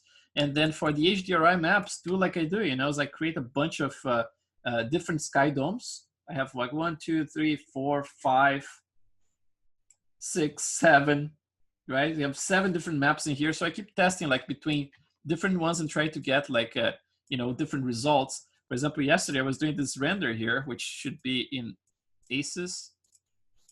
This was supposed to be like an outdoors one, but then you see like the color that was working so nicely before, like this one, right? It was working so nicely. All of a sudden under a different lighting environment, started to look a little bit weird, right? And the reflections, for example, start looking a little bit, look good on the nose area, for example, but then here it looks a little bit too shiny.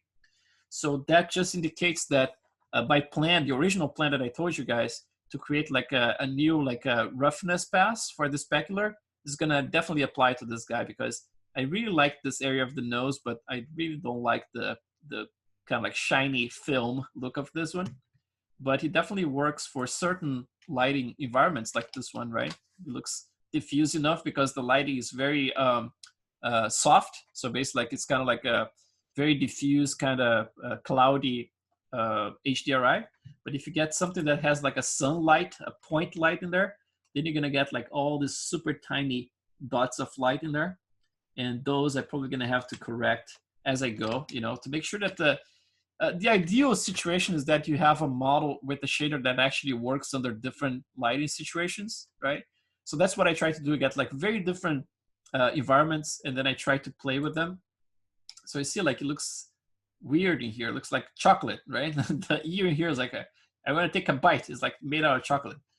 But I definitely like this better, right? So yeah, try different HDRIs and keep improving the shaders. I mean, like every time I have some bigger updates on the shaders, I'm always going to be passing on to you guys until the end of those classes, like the end of next week, right?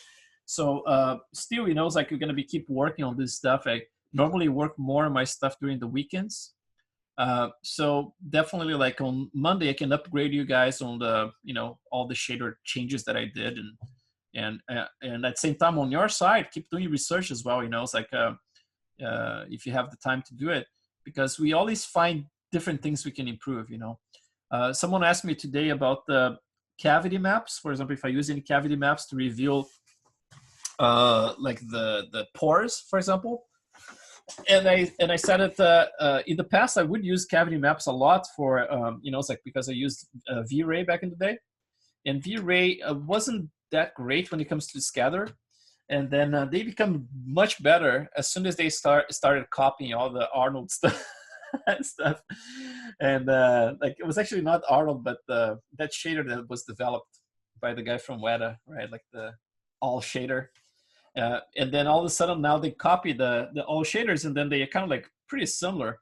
So it's very different from the old times. But I'm gonna say that the Arnold calculates like the ins and outs of those surfaces with the scatter very nicely. So in the past, to be able to see anything like that, I would have to have some cavity maps in there matching the pores. But in this case, it's pure scatter and shadow in there, and I still get all the detail to show. So yeah. So what I told him is that I as an artist, I try to keep everything simple as possible, right? So if things are working with very little maps, in this case here I have like 3 different maps, right? Or 4 different maps. If it works like that, it's great. Now I'm gonna start looking around and I'm gonna be like, okay, so but under that lighting in here, this area works for me, this doesn't. So what do I need to accomplish that, right? So I can try to break it up a little further with micro bump perhaps, to make things more diffuse. Or I can do a combination of that and maybe finally incorporate like a roughness map, and just like get a much faster result. It's like diffuse more around these areas and then a little bit more shiny there. So that's basically what I'm going to introduce, but not before it's called for, So I normally try to push as far as I can with the very basic maps, and this rely mostly on the sculpture itself, right? The sculpture is doing most of the work in here. Even the map that was painted in here is it doesn't have detail, right? Like I showed you, it was painted at 1 million polygons, so it's not even HD painting yet, and already has a lot of interesting tones, but the displacement map is what making all the difference here. So that's all sculpture, right? So keep it simple, keep pushing, and then if you get in trouble, if you need another pass, just introduce it. That's my recommendation. But yeah, awesome guys.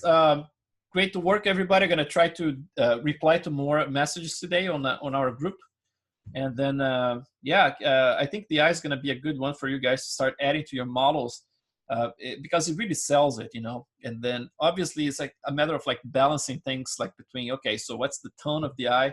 If I added, for example, like very white scleras in here, it would look weird. So I desaturated and I went a little bit more towards yellow for the sclera, right? And then it started to look a little bit more, matching this character a little bit better. So it's the cool thing about working in personal work is that you have absolute freedom to try anything you want, right? And then once you have the character in there, doing those classes, like especially the past one with the Native American guy and this guy, I'm looking for the character, I never know where those things are gonna go. I start from the, from a cube or a sphere, and at that point there's no life in there, right? And then you start poking around, far enough, and then all of a sudden, like, oh, I can see there is a hint of character in there that I can actually try to develop. And then you keep pushing further and further, and then once you have like a combination of, it's like the expression in place, and then the right shaders in place and all this stuff, then it's a matter of like just iterating on it, right? So doing lots and lots of renders. That's why I encourage you guys to keep doing renders from the get-go, like from first week, right? Like third lesson was basically like, let's do some renders, right? Because that way you can actually have a measurement of what's needed, and then just like build on top of that, but like have everything in place, you know. So excellent. All right, guys. So I talk to you guys tomorrow or today, like if I post on the group, which I should in the next few minutes. But awesome. Thanks for having me here, for allowing me to teach you anything. Thank you, Chris. Yeah, thanks, guys. Cool. Thank you, Chris. Good night. Good night.